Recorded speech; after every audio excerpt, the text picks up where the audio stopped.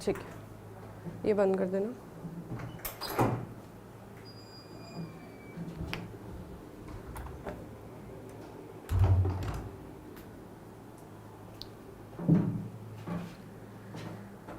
अब हम देख लेते हैं एनसीईआरटी के अकॉर्डिंग क्लासिफिकेशन टर्म का क्या मतलब है। The arrangement of organisms in groups on the basis of their similarities and differences is called classification. यानी कि हम जिस तरीके से क्लासेस में बच्चों को उनके मेंटल लेवल के अकॉर्डिंग एडजस्ट कर देते हैं, एज के अकॉर्डिंग, है ना। कट होगा यहाँ से।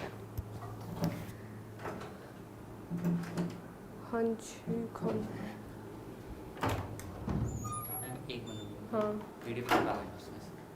क्या हो गया? मैं भेज देती हूँ व्हाट्सएप पे।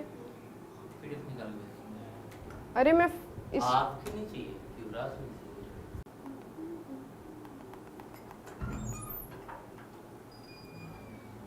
एज और मेंटल लेवल के अकॉर्डिंग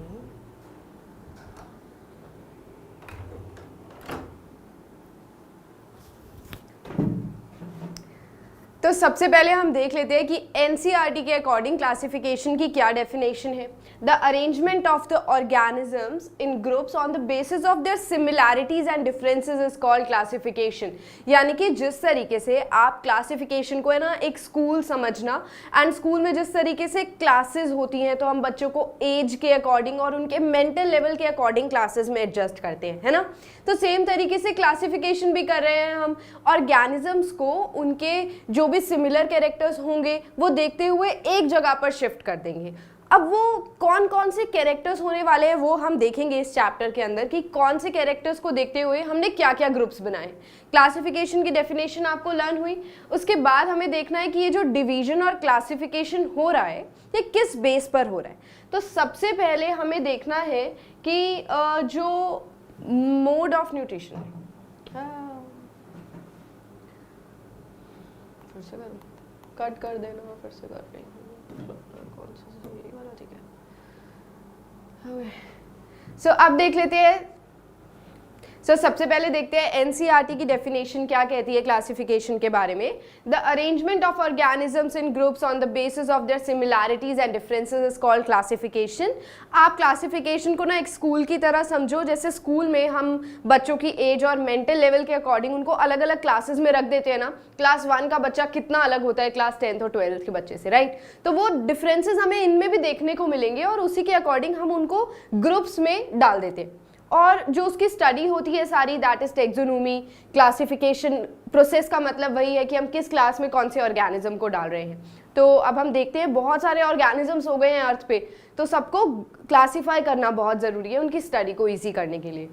अब जैसे हमने बच्चों को एज के अकॉर्डिंग और मेंटल लेवल के अकॉर्डिंग क्लासेस में डाला हुआ है, अब हम इसमें क्या बेस रखने वाले हैं, क्या वो कैरेक्टर्स होंगे जिसके बेस पर हम क्लासीफाई करने वाले हैं।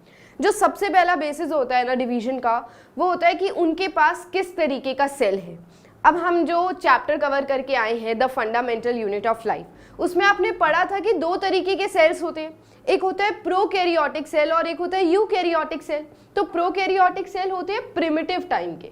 प्रो का मतलब क्या होता है, प्रिमिटिव, और यू का मतलब क्या होता है, प्रो का मतलब होता है प्रिमिटिव, और कैरियोटिक का मतलब क्या होता है, न्यूक्लियस। यानी कि वो सेल्स जिनके अंदर पुराने टाइम के न्यूक्लियस हैं, दैट इज प्रोकैरियोटिक सेल। और यूकैरियोटिक सेल हम देख लेंगे उसका कि वो अच्छे से न्यूक्लियस उसके अंदर डेवलप्ड है या नहीं, न्यूक्लियर मेम्ब्रेन अच्छे से है या नहीं। तो उस बेस पे सबसे पहली जो हमारी डिवीजन होगी वो ये हो जाएगी कि जो ऑर्गेनिज्म है वो प्रोकैरियोटिक है या फिर यूकैरियोटिक है। पहला डिवीजन हो गया ये। उसके बाद दूसरा हमें देखना है उनका बॉडी का डिजाइन कैसा है।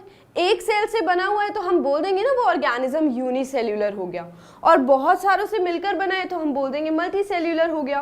क्योंकि हमारी अर्थ पे बहुत सारे माइक्रोस्कोपिक ऑर्गेनिजम्स भी हैं, मतलब एक सेल से बने हुए वाले ऑर्गेनिजम्स में भी इतनी वैरायटी है, तो हमें ग्रुप्स में डालना बहुत ज़रूरी था। आगे देखते हैं। इसके बाद है प्रोडक्शन ऑफ फूड, खाना कैसे ले रहे हैं, ऑटोट्रॉफिक मोड ऑफ न्यूट्रिशन है या फिर हेटरोट्रॉफिक मोड ऑफ न्यूट्रिशन है। और अगर आपको याद हो, ऑटोट्रॉफिक का मतलब होता है अपना खाना खुद बनाने वाले, यानी कि उनके अंदर इस काम को करने के लिए क्लोरोफिल होना बहुत ज़रूरी है। उसके बाद हेट्रोट्रॉफिक मोड ऑफ न्यूट्रिशन, इसके भी और टाइप्स होते हैं। हेट्रो का मतलब डिफरेंट, यानी कि अपना खाना किसी और ऑर्गेनिज्म से लेना। इसके भी अब अलग अलग टाइप्स हो गए थे। कुछ ऑर्गेनिज्म होते हैं जो होलोजोइक मोड ऑफ न्यूट्रिशन दिखाते हैं। होलोजोइक मोड ऑफ न्यूट्रिशन यानी कि एक ऑर्गन जैसे कि माउथ का यूज करना अपने खाने को अंदर लेके जाने के लिए। तो वो तो हो गया first type, holozoic mode of nutrition. उसके बाद क्या होता है, सैप्रोफिटिक मोड ऑफ न्यूट्रिशन। ये सैप्रोफिटिक मोड का मतलब होता है कि कोई ऑर्गेनिज्म किसी डेड ऑर्गेनिज्म पे अपना खाना ले रहा हो। जैसे कि आपने देखा होगा प्लांट्स और एनिमल्स जो मर जाते हैं वो थोड़े टाइम बाद अपने आप ही हमारी अर्थ से मिट्टी में मिल जाते हैं, बोलते हैं ना डीकम्पोजिशन हो गया। इसका मतलब है कि कुछ ऐसे माइक्रोस्कोप वाले ऑर्गेनिजम्स हैं जो उसको फीड कर रहे हैं और हमारी अर्थ से मिट्टी में उसको मिक्स कर रहे हैं। तो वो मोड ऑफ न्यूट्रिशन ही होता है सैप्रोफिटिक मोड ऑफ न्यूट्रिशन। ये हम माइक्रोस्कोपिक ऑर्गेनिजम्स के अंदर देखने को हमें मिलता है, ठीक है। इसके बाद हमें पढ़ना है एक parasitic mode of nutrition. Parasitic में क्या होता है कि किसी होस्ट बॉडी यानी कि किसी और लिविंग ऑर्गेनिज्म को या उसका खाना हम यूज कर लें। जैसे कि आपने देखा होगा वर्म्स कीड़े, वो क्या करते हैं, दूसरों के इंटेस्टाइन में चले जाते हैं और उनका वहीं से डाइजेस्टेड खाना उनका मेन फूड बन जाता है। एक होस्ट बॉडी चाहिए होती है। जैसे अगर हम लाइस और टिक की बात करें, ये ऐसे इंसेक्ट्स हैं जो दूसरे ऑर्गेनिजम्स की बॉडी या हेयर में जाकर उनके ब्लड पे फीड करते हैं, राइट। तो वो भी एक तरीके का कैसा मोड ऑफ न्यूट्रिशन हो गया, पैरासिटिक मोड ऑफ न्यूट्रिशन। आगे जाके ना हम इन टर्म्स का यूज करने वाले हैं, तो आप फिर से समझिए कि मोड ऑफ न्यूट्रिशन एक तो होता है ऑटोट्रॉफिक कि खुद बना लेंगे, एक होता है हेटरोट्रॉफिक कि दूसरों से लेना है। इसमें भी अब 3 डिविजन्स हैं। हम जो मोड ऑफ न्यूट्रिशन फॉलो करते हैं वो होलोजोइक मोड ऑफ न्यूट्रिशन होता है, क्योंकि हमारे पास एक स्पेशल डेवलप्ड ऑर्गन है जिसका नाम है माउथ। हम उससे खाना लेंगे, उसके बाद डाइजेशन स्टार्ट हो जाएगा। सैप्रोफिटिक डेड ऑर्गेनिजम्स, इसके एग्जाम्पल मोस्टली बैक्टीरिया और फंगस हमने सुने हैं। And then parasitic mode of nutrition, अभी मैंने बताया वर्म्स हो गए एंड लाइसोटिक, ये parasitic mode of nutrition show करते हैं। तो अब हम ये टर्म्स का यूज करने वाले हैं कि कोई ऑर्गेनिज्म ऑटोट्रॉफिक है, पैरासिटिक है, सैप्रोफिटिक है एंड दिस एंड दैट। उसके बाद है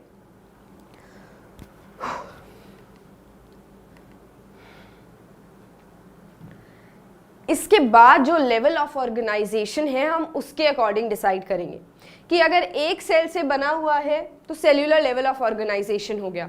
उसके बाद कुछ ऑर्गेनिजम्स यहीं पर खत्म हो जाएंगे तो मल्टी सेल्यूलर या फिर टिश्यू लेवल ऑफ ऑर्गेनाइजेशन हो गया। कुछ होते हैं जिनमें ऑर्गन्स की डेवलपमेंट स्टार्ट हो जाती है। तो ये लेवल ऑफ ऑर्गेनाइजेशन जो हमने पढ़ा हुआ है इसके अकॉर्डिंग भी हम डिवाइड कर देते हैं ऑर्गेनिजम्स को कि वो सेल्यूलर लेवल पर है या फिर पूरी बॉडी या ऑर्गन लेवल ऑफ ऑर्गेनाइजेशन है उनके अंदर। तो ये कुछ इंपॉर्टेंट बेसिस थे जिनके अकॉर्डिंग हमने क्लासिफिकेशन स्टार्ट किया। जैसे एज को देखते हुए हम बच्चों को क्लासेस में डालते हैं, उनके मेंटल लेवल को देखते हुए हम उनको क्लासेस में डालते हैं। ऐसे ही इन सारे फीचर्स को देखते हुए हम ग्रुप्स में उनको डालने वाले हैं, ठीक है। आगे देखो, ये सारी बेसिस ऑफ डिवीजन बहुत इंपॉर्टेंट है। अब आपको देखना है बॉडी के पार्ट्स, ये प्लांट्स में ज़्यादा यूज होगा, इसको कट कर देना।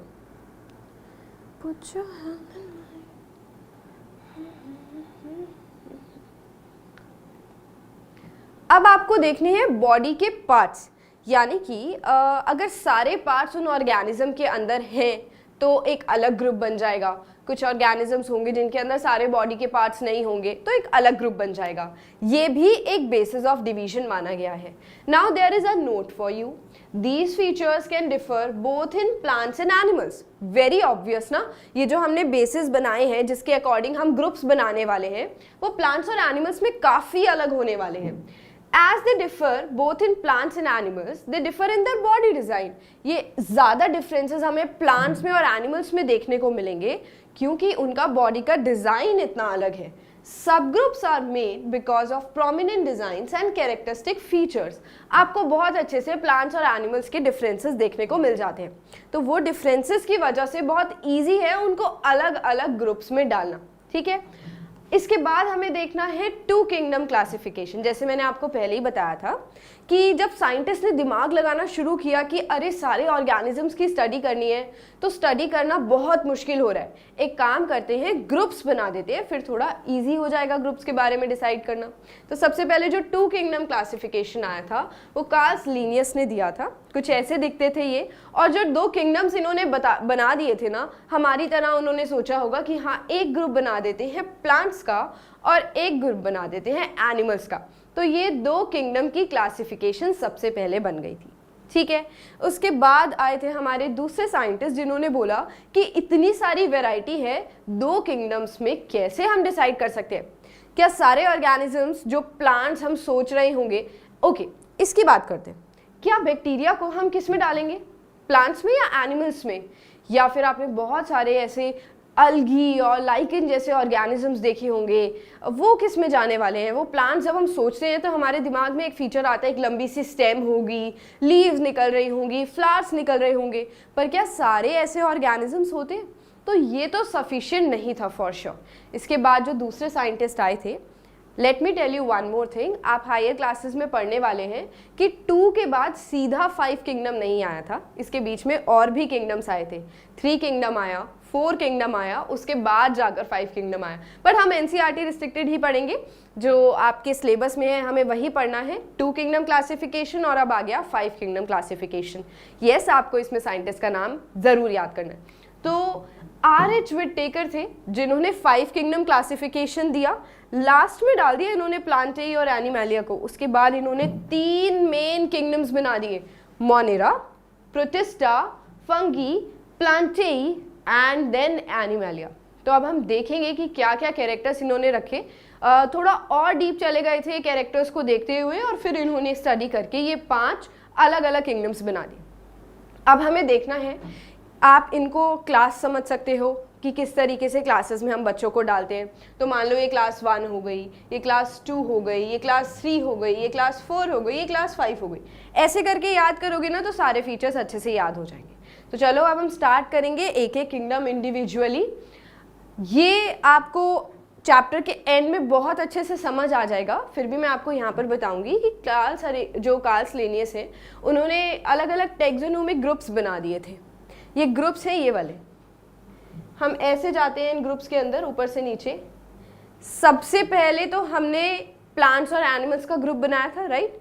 फिर हमने देखा कि कुछ प्लांट्स जो हैं वो ग्रीन कलर के हैं और कुछ प्लांट्स जो हैं वो थोड़े अलग कलर के हैं, तो हमने उनको और ज़्यादा डिवाइड कर दिया। फिर हमने देखा कुछ प्लांट्स ना अर्थ के लेवल पर ही ख़त्म हो जाते हैं, उनकी स्टेम ज़्यादा बड़ी नहीं है, तो हम और ज़्यादा उसको क्लासीफाई कर सकते हैं। तो इसी तरीके से हम इसको याद करेंगे। सबसे बड़ा जो ग्रुप हमें कॉमनली जो देखने को मिल जाता है वो हो जाएगा किंगडम, कि फटाफट इसको किंगडम में डालो। अभी आपने देखा ना, मोनेरा, प्रोटिस्टा, फंगी, प्लांटेई, एनिमैलिया। तो आप, अगर मैं आपको कोई एनिमल दे दूं और आपसे पूछूं कि वो कौन सा किंगडम है, 5 में से जल्दी से चूज करके बताओ, तो आप मुझे बता दोगे कि मैम ये तो एनिमैलिया किंगडम में ही जाएगा ऑफकोर्स। अगर हम लायन की बात करें तो वो ऑफकोर्स एनिमल किंगडम में जाएगा, देख के ही आपको पता चल रहा है। तो वो सबसे पहला ग्रुप आ गया हमारा किंगडम। उसके बाद और ज़्यादा अगर हम स्पेसिफिक देखें तो आता है फाइलम, फिर आता है क्लास, फिर आता है ऑर्डर। हम और ज़्यादा कैरेक्टरिस्टिक्स के अंदर घुसते जा रहे हैं और देखते जा रहे हैं कि कौन कितना सिमिलर है। फिर हमने देखा फैमिली और लास्ट में जिनस और स्पीशीज़। यहाँ पे स्पीशीज़ का मतलब पता होना बहुत ज़रूरी है। एक स्पीशीज़ किसको बोल देते हैं? जो बिल्कुल सेम ऑर्गेनिजम्स होने वाले। फॉर एग्जाम्पल लायन एक स्पीशीज़ है, कैट भी एक स्पीशीज़ है, टाइगर्स भी एक स्पीशीज़ है, जेब्रास भी एक स्पीशीज़ है, ह्यूमन बीइंग्स भी एक स्पीशीज़ है। स्पीशीज़ की डेफिनेशन साइंस के अकॉर्डिंग क्या होने वाली है? वो ऑर्गेनिजम्स का ग्रुप जो आपस में रिप्रोड्यूस कर सके, जो रिप्रोडक्शन की कैपेबिलिटी आपस में रखे, that is a particular species, right. So species सबसे हमारा लास्ट वाला डिवीजन आता है कि हमने सारे कैरेक्टर्स उठा के देख लिया, अब ये सारे कैरेक्टर्स इनके अंदर मिलते हैं तो वो हो गई स्पीशीज़। जिनस का मतलब भी मैं आपको बता देती हूँ कि स्पीशीज़ के अंदर कैरेक्टर्स बहुत ज़्यादा सेम होने वाले हैं, है ना। ह्यूमन बींग्स के अंदर सारे कैरेक्टर्स सेम होंगे, सब एक ही तरीके से खाना खाते हैं, सबके अंदर सारे लाइफ प्रोसेसेस सेम तरीके से हो रहे हैं, सबके अंदर सेम स्केलेटल सिस्टम होगा, सारे ऑर्गन्स हमें देखने को मिलेंगे, डिफरेंसेस तो नहीं है। बट वहीं पे अगर हम ह्यूमन बॉडी को कंपेयर करें किसी और एनिमल से, लेट्स से अगर हम जिराफ से कंपेयर करें, तो नेक के डिफरेंसेस, बॉडी ऑर्गन्स के डिफरेंसेस हमें देखने को मिल जाएंगे। अब जिनस का मतलब क्या होता है, सिमिलैरिटीज होंगी बट स्पीशीज से कम सिमिलर होने वाले हैं। For example, we human beings are very closely related to chimpanzees और मंकीज, है ना। हमारे एंसेस्टर्स जो थे वो सेम थे, चिंपैंजीज के और ह्यूमन बींग्स के एंसेस्टर्स सेम थे, पूर्वज जो थे, तो हम उन्हीं से इवॉल्व होकर आए हैं। हमारे बहुत सारे कैरेक्टर्स चिंपैंजीज से मैच करते हैं। तो अब सिमिलैरिटीज तो हैं बट थोड़े से डिफरेंसेस भी देखने को मिलते हैं, तो वो कहीं ना कहीं जिनस के अंदर आ जाएगा। फिर थोड़ा और कम सिमिलैरिटीज को देखेंगे तो फैमिली के अंदर आ जाएगा। आई होप ये आपको क्लियर हुआ होगा, अगर नहीं भी हुआ तो चैप्टर के एंड में हो जाएगा। ये जो हमने किया है यहाँ पर, ये एग्जाम्पल लिया है ह्यूमन बींग्स का। ह्यूमन बींग्स कौन से किंगडम में आएंगे भाई? ऑफ कोर्स एनिमलिया किंगडम में आएंगे। कॉर्डाटा, ये आपको आगे जब हम एनिमलिया पढ़ेंगे तो पता चलेगा कॉर्डाटा का मतलब क्या होता है। हमारा ऑर्डर क्या होने वाला है? मैमालिया, हम मैमल्स है ना। देन प्राइमेट्स, देन होमिनिडियई, ये टर्म्स अभी आपको समझ नहीं आ रही होंगी, हम अभी क्लियर करेंगे। एंड देन हमारी जो स्पीशीज होने वाली हैं वो कौन सी होने वाली है? होमो सेपियंस, हमारी स्पीशीज होगी यहाँ पर होमो सेपियंस, ठीक है। So next we have to study there is a system of classification। ये सिस्टम क्या कहता है एक्चुअली, ये भी कार्स लेनियस ने दिया था, काफ़ी काम किया है इन्होंने क्लासिफिकेशन में। क्लासिफिकेशन पॉसिबल ही नहीं होती अगर कार्ल्स आकर अपना दिमाग नहीं लगाते तो। अब एक नेम होता है जो हर एक स्पीशीज़ को दिया गया है, हर एक स्पीशीज़ का एक साइंटिफिक नेम दिया गया है। ये साइंटिफिक नेम यानी कि हम बोल सकते हैं साइंस की लैंग्वेज में एक नेम है। फॉर एग्जाम्पल, अगर मैं बात करूं किसी भी ऑर्गेनिज्म की, उसका हर देश में सेम नाम तो नहीं होगा। अगर हम डॉग्स की ही बात करें या फिर हम मैंगो की बात करें या भिंडी अगर हम सब्जी की बात करें, तो उनका जो नाम है वो लोकली अलग अलग हो जाता है। अब ज़रूरी थोड़ी है इंडिया के साइंटिस्ट और चाइना के साइंटिस्ट भिंडी को सेम नाम से बुलाएं। तो एक साइंटिफिक नेम होता है जो साइंटिस्ट अपनी लैंग्वेज में यूज़ करते हैं, and we being science children, हम भी तो उसी लैंग्वेज में बात करेंगे, राइट। तो एक साइंस का नाम दिया गया है बेसिकली, जिसको साइंटिफिक नेम बोलते हैं, ताकि ये जो कन्फ्यूजन होती कि क्या नाम कौन से देश से आया है, कौन से एरिया से आया है, वो ख़त्म हो सके।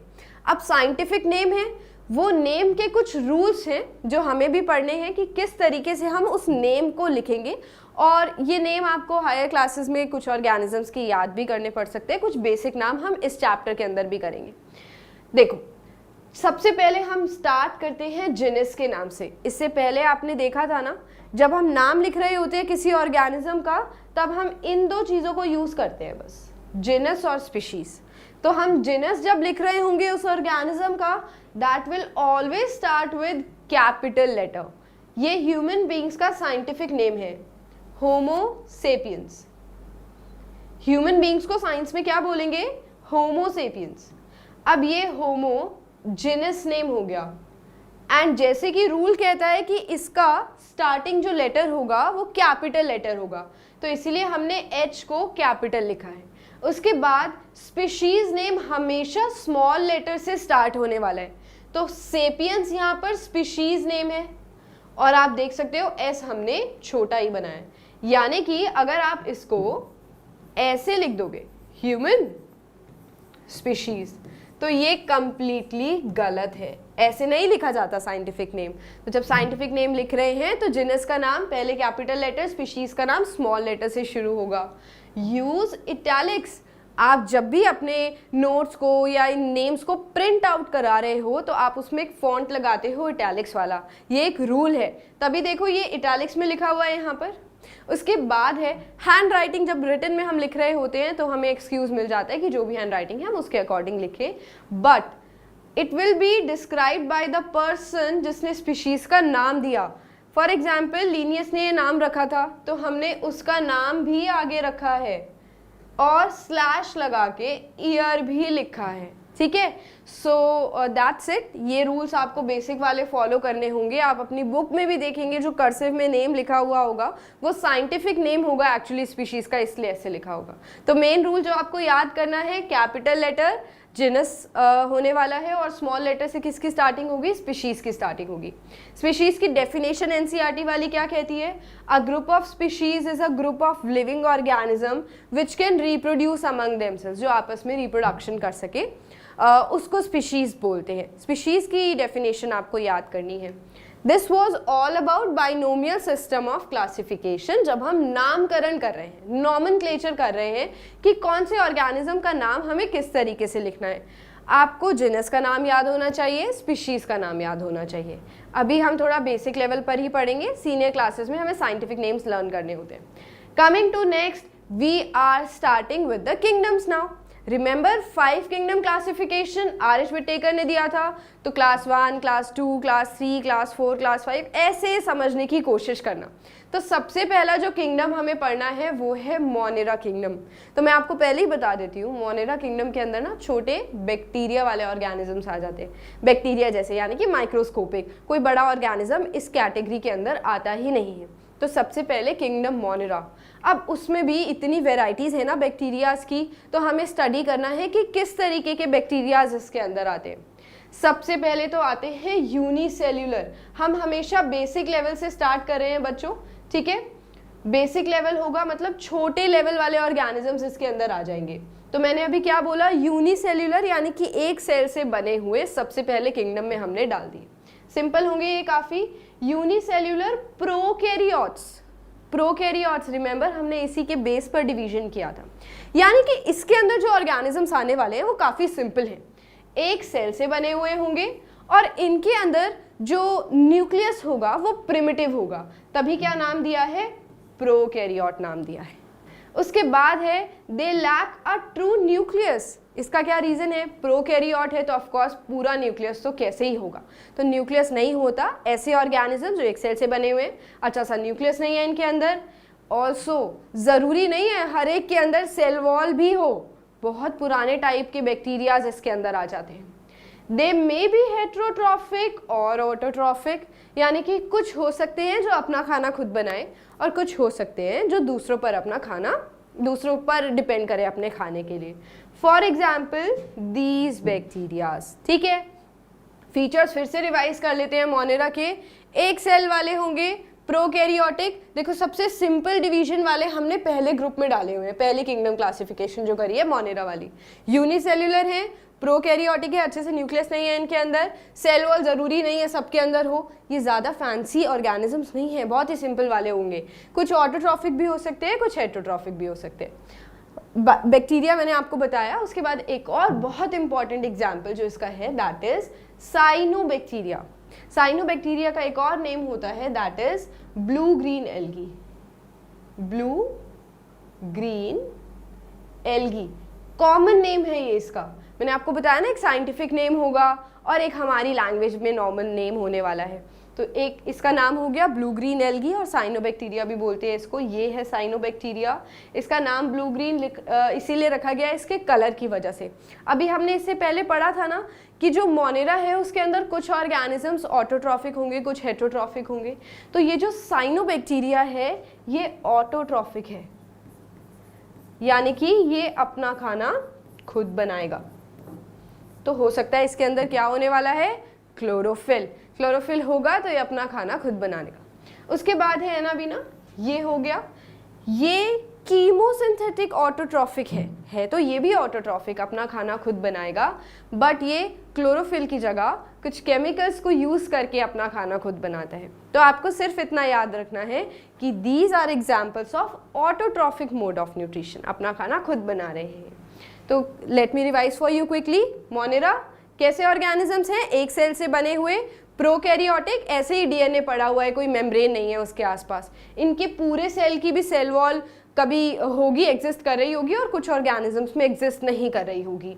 हेट्रोट्रॉफिक ऑटोट्रॉफिक कुछ ऑर्गेनिजम्स का कैसा भी मोड ऑफ न्यूट्रिशन हो सकता है। जो हमने एग्जाम्पल्स याद करने हैं एनसीईआरटी वाले, साइनोबैक्टीरिया, एनाबीना, नॉस्टॉक, ये मोनेरा के अंदर आते हैं और इनके अंदर भी ऑटोट्रॉफिक मोड ऑफ न्यूट्रिशन हो रहा होगा। Let's come to another classification. Carl Woese नाम के साइंटिस्ट आए थे 1977 में। अब इन्होंने क्या किया, इन्होंने और ज़्यादा मोनेरा के ऑर्गेनिजम्स को स्टडी किया एंड देन ही रियलाइज कि इसके अंदर 2 ग्रुप्स और बन सकते हैं। तो ऐसे मान लो कि क्लास 1 हो गई हमारी मोनेरा, उसके अंदर के बच्चे कैसे थे, सारे खुद खाना बना रहे थे and they all were unicellular, एक सेल से बने हुए थे, प्रोकैरियोटिक, सबके पास अच्छा सा न्यूक्लियस नहीं था। And then Carl Woese realise कि कुछ उसमें से ऐसे भी हैं जो आर्केई बैक्टीरिया हैं, यानी कि बहुत पुराने हैं वो, एंड कुछ ऐसे हैं जो यू बैक्टीरिया हैं। आर्केई मतलब पुराने बैक्टीरियाज, किस टाइम से एग्जिस्ट कर रहे हैं हमारी अर्थ पे, जब हमारी अर्थ पे ना इस तरीके का एटमॉस्फेयर भी नहीं था, कुछ ऐसी गैसेस, पूरा एनवायरनमेंट ही इनफैक्ट नहीं था, उस टाइम के बैक्टीरियाज भी देखने को मिले। तो वो हो गई आर्केई बैक्टीरिया वाला ग्रुप, और जब बाद में इवॉल्व होकर आए वो हो गए यू बैक्टीरिया वाला ग्रुप। तो देख लेते हैं इंडिविजुअली। आर्केई का मतलब होता है एंशियंट, काफी पुराने बैक्टीरियाज हैं ये, राइट? ओके, अब ये आर्केई बैक्टीरिया कैसे होते थे पुराने टाइम वाले? फोटोसिंथेटिक ऑटोट्रॉफ्स, यानी कि अपना खाना तो ये खुद बना ही रहे हैं। उसके बाद इनको 3 ग्रुप्स में डिवाइड कर दिया गया, मिथेनोजेंस, थर्मोएसिडोफाइल्स एंड हेलोफाइल्स। ये आर्केई बैक्टीरिया के अंदर भी हमने और डिवीजन देखी। यहाँ पे कट लगा देना।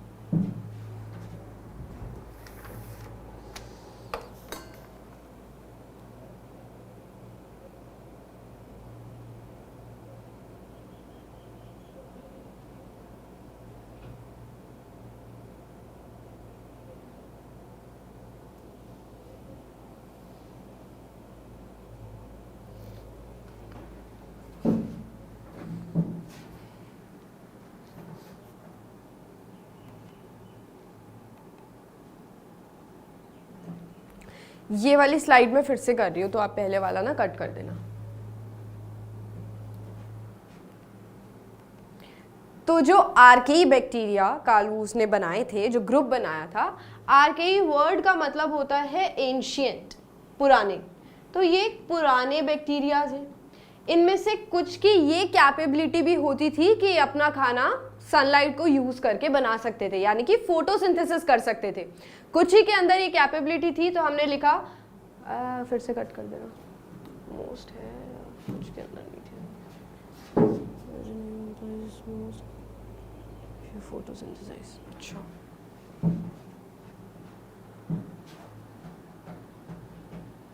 ये क्या बात है?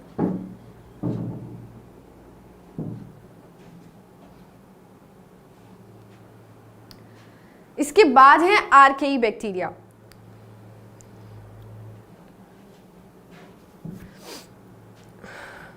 तो ये जो आर्केई बैक्टीरिया थे, आर्केई का मतलब है एंशियंट, ये पुराने टाइम के बैक्टीरियाज हैं, ठीक है। एंड ये उस टाइम पे एग्जिस्ट कर रहे थे जब हमारी अर्थ पे कंप्लीट एनवायरनमेंट भी नहीं था। ये जो अपना खाना बनाते थे सनलाइट को यूज करके, फोटोसिंथेसिस कर लेते थे कुछ archaebacteria, they were actually using metabolic activities. Metabolic activities इनके अंदर क्या क्या हो रही थी? उस टाइम पे ना प्रॉपर एनवायरनमेंट नहीं था, जैसे कि मैंने आपको बताया कि ये उस टाइम की बात हो रही है जब प्रॉपर गैसेस ही नहीं थी हमारी अर्थ के ऊपर। तो ये हाइड्रोजन सल्फाइड, मीथेन, अमोनिया ऐसे गैसेस के ऊपर सरवाइव कर रहे थे और फिर प्रोटीन्स और अमीनो एसिड्स की फॉर्म में अपना खाना बना रहे थे। तो इसीलिए बहुत स्पेशल कैटेगरी हो गई है आर्केई बैक्टीरिया। पुराने ज़माने के बैक्टीरिया ऐसे याद रखना। और ये जो अपना खाना बनाते थे ये कुछ फोटोसिंथेसिस कर लेते थे और कुछ इन गैसेस को यूज़ करके अपने खाने को प्रोड्यूस करते थे। उसके बाद इसके भी 3 ग्रुप्स बन गए। पहला ग्रुप बना मिथेनोजेंस, दूसरा बना थर्मो एसिडोफाइल्स और तीसरा बना हेलोफाइल्स। जब नेम्स रखे जाते हैं ना किसी चीज़ के तो उनके कैरेक्टर्स से ही रिलेटेड उनके नाम रखे जाते हैं। अब जैसे इसका नाम है मिथेनोजेंस तो बिल्कुल नहीं घबराना इतने सारे ग्रुप्स देखकर, ये आपको बहुत अच्छे से याद हो जाएगा। These are producers of methane. What are these? ये मिथेन गैस के प्रोड्यूसर्स थे, इसीलिए इनका नाम क्या रख दिया? मिथेनोजेंस। थर्मो एसिडोफाइल्स ये वो ऑर्गेनिजम्स थे जो हीट और एसिड वाले एनवायरनमेंट के अंदर देखने को मिलते थे। और एक और बात पता है क्या है मिथेनोजेंस की? ये ऑक्सीजन की प्रेजेंस में बेचारे मर ही जाते। Methanogens can not survive in the presence of oxygen. तो ये हमें बहुत डीप लेयर्स में जाकर मिलते थे जहां पर ऑक्सीजन नहीं पहुंच पाती। मिथेनोजेंस के 2 फीचर्स याद हुए, मिथेन बनाते थे और ऑक्सीजन की प्रेजेंस में तो मर ही जाते थे। थर्मो एसिडोफाइल्स वो वाले ग्रुप थे जो थर्मो मीन्स हीट, जो हीट वाले एनवायरनमेंट में, एसिड वाले एनवायरनमेंट में देखने को मिलते थे, वहां पर भी सरवाइव कर लेते थे। एंड देन लास्ट ग्रुप था हेलोफाइल्स का, ये हमें सॉल्टी एनवायरनमेंट में देखने को मिलते थे। ठीक है, सो 3 ग्रुप्स बन गए आर्केई बैक्टीरिया के। ये तीनों ही पुराने जमाने वाले बैक्टीरियाज हो गए। प्रोड्यूसर्स ऑफ मीथेन, ऑक्सीजन की प्रेजेंस में मरने वाले मिथेनोजेंस, हीट और एसिड वाले एनवायरनमेंट में मिलने वाले थर्मो एसिडोफाइल्स, और जो सॉल्टी एनवायरनमेंट में देखने को मिलते थे वो हो गए हेलोफाइल्स। तो आर्केई बैक्टीरिया सिर्फ इतना ही था, एंशिएंट बैक्टीरियाज।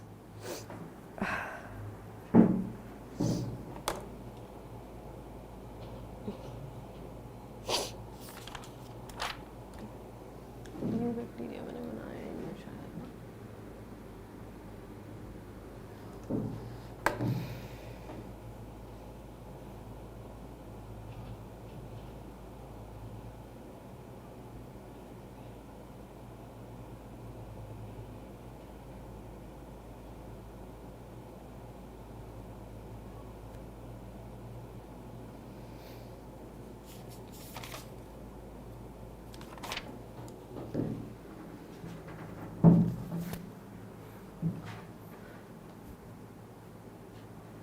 अब जो दूसरा ग्रुप कार्ल वूज ने बनाया था वो था यू बैक्टीरिया का।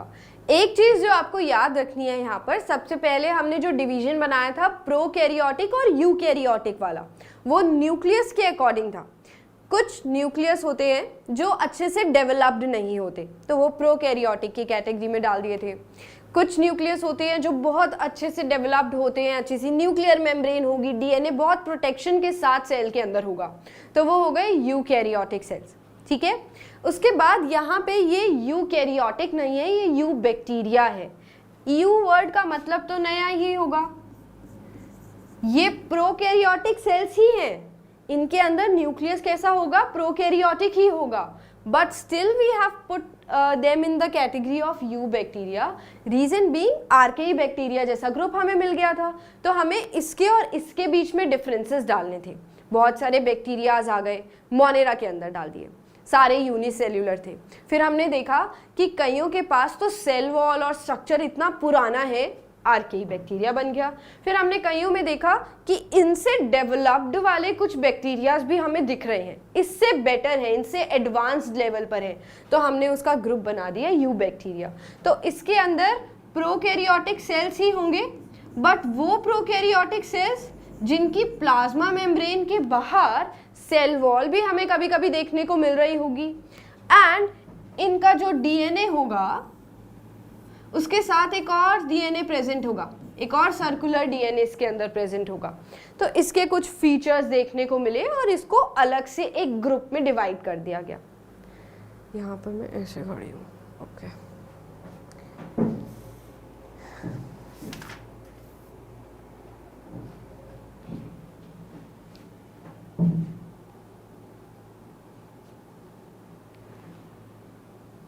Next we have to study kingdom protista.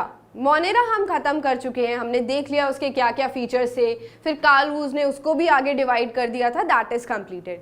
Kingdom protista के अंदर अब जो ऑर्गेनिजम्स आने वाले हैं, ध्यान रखना हम क्लास ऊपर ऊपर चलते जा रहे हैं। क्लास 1 हमने पढ़ लिया, छोटे बच्चे होंगे। क्लास 2 के अंदर देखो कैसा होने वाला है, दीज कंटेन यूनिसेल्यूलर, इसके अंदर भी ऑर्गेनिजम्स कैसे हैं, अभी यूनिसेल्यूलर ही हैं, जो फीचर क्लास 1 यानी कि मोनेरा में भी एग्जिस्ट कर रहा था। उसके बाद ये यूकैरियोटिक ऑर्गेनिजम्स हैं। प्रोकैरियोटिक रिमेंबर मोनेरा के अंदर थे, न्यूक्लियस पुराना टाइप का था, यानी कि अच्छे से डेवलप्ड नहीं था। यूकैरियोटिक ऑर्गेनिजम्स प्रोटिस्टा के अंदर आने शुरू होते हैं, सेकेंड क्लास के अंदर आने शुरू होते हैं। They exhibit heterotrophic mode of nutrition, ये दूसरों पर डिपेंड करेंगे अपने खाने के लिए। इसके एग्जाम्पल्स आपने सुने भी हुए होंगे अभी तक, अमीबा, पैरामीशियम, यूग्लिना, ये प्रोटिस्टा के अंदर आते हैं। Now the special feature of the students of class 2 या फिर हम बोले प्रोटिस्टा, इनके अंदर ना लोकोमोशन के लिए कुछ हमें स्पेशल स्ट्रक्चर्स देखने को मिले, जिनको हम अपेंडेजेस बोल देते हैं। क्या था, अमीबा के अंदर हमें देखने को मिला सियोडोपोडिया, ठीक है। सिलिया क्या होता है, छोटे हेयर जैसे स्ट्रक्चर्स होते हैं। ये जो पैरामीशियम आपको दिख रहा है ना यहाँ पर, इसकी बॉडी के बाहर आपको ऐसे छोटे छोटे सेल्स देखने को मिलेंगे, ऐसे स्ट्रक्चर्स, सेल्स नहीं, ऐसे स्ट्रक्चर्स देखने को मिलेंगे जो इसको मूव कराने में हेल्प कराते हैं। तो ये एक स्पेशल फीचर ऐड हुआ जो मोनेरा के किसी ऑर्गेनिज्म में नहीं था, बट प्रोटिस्टा में हमें देखने को मिला जो इस ग्रुप के थे। So they will have special appendages movement के लिए, जैसे कि उनका नाम हो सकता है सियोडोपोडिया या फिर सिलिया, जिसका एग्जाम्पल है पैरामीशियम, या फिर एक और ऑर्गेनिज्म मैंने आपको बताया था ना, यूग्लिना, उसके अंदर भी हमें इस तरीके से एक फ्लैजिला देखने को मिलता है, ठीक है, इस तरीके से। तो वो फ्लैजिला मोशन में हेल्प करेगा, ये सिलिया भी इसके मोशन में हेल्प करेगा। अमीबा के आसपास साइटोप्लाज्म, ये जो आपके इसके हैंड्स दिख रहे हैं ना, दीज आर एक्चुअली सियोडोपोडिया, जो इसको खाना को अंदर लेके जाने में हेल्प करता है। इसके आसपास कोई इसका शिकार आ जाता है ना, तो ये अपने सियोडोपोडिया को ऐसे एक्सटेंड करता है और खाने को अपने अंदर ले लेता है। तो ये स्पेशल अपेंडेजेस हमें कौन से किंगडम में देखने को मिले, प्रोटिस्टा के अंदर। Now one more feature about this, ये कभी कभी ऑर्गेनिजम्स हमें अकेले देखने को मिलते हैं, जिसके लिए टर्म आती है सॉलिटरी। ये भी एक क्लासिफिकेशन का डिवीजन बन गया था। जैसे हमें देखना है कि कुछ ऑर्गेनिजम्स तो हमेशा ग्रुप में एग्जिस्ट कर रहे हैं, तो हम बोलेंगे दे आर कोलोनियल, और कुछ ऑर्गेनिज्म अगर अकेला एग्जिस्ट कर रहा है तो दे आर सॉलिटरी। तो कुछ इसमें ऐसे होंगे जो हमें अकेले दिखेंगे सॉलिटरी, और कुछ होंगे कोलोनियल यानी कि कॉलोनीज ग्रुप्स में एग्जिस्ट कर रहे होंगे, but they are mostly aquatic. Protista के यानी कि क्लास 2 के सारे ऑर्गेनिजम्स हमें कैसे देखने को मिल रहे हैं, पानी में रहते हैं, मोस्टली एक्वेटिक। तो फटाफट से फीचर्स रिवाइज करो, ये साथ साथ जितना रिवाइज करते जाओगे उतने अच्छे से चैप्टर लर्न होता जाएगा। यूनिसेल्यूलर है, यूकैरियोटिक है, मोनेरा से कंपेयर करें तो उसके अंदर सारे प्रोकैरियोटिक ऑर्गेनिजम्स थे। अगर हम न्यूट्रिशन की बात करें तो हेट्रोट्रॉफिक दिखाते हैं, जबकि अगर हम मोनेरा के अंदर देखें तो मोस्टली हमें ऑटोट्रॉफिक देखने को मिल गया था। देन इसके स्पेशल फीचर क्या होने वाला है, दे have a special appendages like structure for movement, जैसे कि सिलिया, फ्लैजिला एंड सियोडोपोडिया। उसके बाद दे कुड बी सॉलिटरी और कोलोनियल। एग्जाम्पल्स अमीबा, पैरामीशियम, और ये जो मैंने बना दिया है ना यहाँ पर इनकम्प्लीट सा, दैट इज यूग्लिना। स्पेलिंग क्या होती है इसकी, EUGLENA, यूग्लिना, ठीक है। So next kingdom is fungi. क्या बोलेंगे इसको, फंगी। कुछ बच्चे फंजी बोलते हैं, तो the right pronunciation is fungi. ये थर्ड क्लास में आ गए हम, ऐसे याद करना इसको। They are multi cellular. Monera unicellular थे, क्लास 1 के बच्चे, क्लास 2 के बच्चे भी यूनिसेल्यूलर ही चल रहे थे। जैसे हम किंगडम फंगी पे आए यानी कि क्लास 3 में आए तो हमें कैसे बच्चे दिखे, मल्टी सेल्यूलर, ठीक है। And eukaryotic of course, prokaryotic तो फर्स्ट क्लास में ही थे। इनका न्यूक्लियस कैसा होगा, नए टाइप का होगा। They exhibit saprophytic mode of nutrition, ये तो नया आ गया। सैप्रोफिटिक रिमेंबर मैंने आपको बताया था, जो डेड ऑर्गेनिजम्स पर सर्वाइव करें। ये नहीं होते ना अगर हमारे एनवायरमेंट के अंदर, तो जितने भी वेस्ट सब्सटेंसेस हैं यानी कि डेड प्लांट्स, लीव्स एनिमल्स की डेड बॉडीज जो होंगी वो ऐसे ही हमारे एनवायरनमेंट में पड़ी रहती। इनकी वजह से थैंक्स टू फंगी कि ये जो हमारे एनवायरनमेंट के क्लीनिंग की तरह काम करते हैं, क्लीनर्स की तरह काम करते हैं, एनवायरनमेंट में सारे जो डेड ऑर्गेनिजम्स हैं उनको क्लीन कर देते हैं। इसके अंदर जो ऑर्गेनिजम्स हैं इनके नाम देखो, म्यूकर, राइजोपस, पेनिसिलियम। ब्रेड जो होती है वो काफ़ी टाइम तक रख दो तो उसके ऊपर ग्रीन कलर के आपको स्पोर्स जैसे स्ट्रक्चर देखने को मिलते हैं, वो एक तरीके की फंगस ही है, ठीक है। और अगर आपने देखा हो पेनिसिलिन, पेनिसिलिन के बारे में सुना होगा। पेनिसिलिन एक एंटीबायोटिक है, ये एंटीबायोटिक पेन किलर में डाली जाती है, वो इसी फंगस से आई है। यानी कि हमारे कुछ एंटीबायोटिक्स हैं जिनके अंदर फंगस यूज होती है। कुछ फंगस ऐसी भी होती है जो हमारी स्किन के ऊपर रैशेस या रिंग वॉर्म्स ऐसी प्रॉब्लम कर देते हैं। कुछ फंगस प्लांट्स के अंदर और एनिमल्स के अंदर अलग अलग डिसीजेस कर रही है। तो नाउ मैं आपको एग्जाम्पल्स इसलिए दे रही हूँ ताकि आप समझ सको कि कितनी सारी वैरायटी है इसके अंदर। ये एक बड़ा सा किंगडम है, इतनी सारी फंगस हमें देखने को मिली। कुछ अच्छी फंगस जो दवाइयाँ बनाने के काम आ रही है, कुछ ऐसी फंगस है जो स्किन प्रॉब्लम्स कर रही है, कुछ ऐसी फंगस भी है जो प्लांट्स को बीमार कर रही है।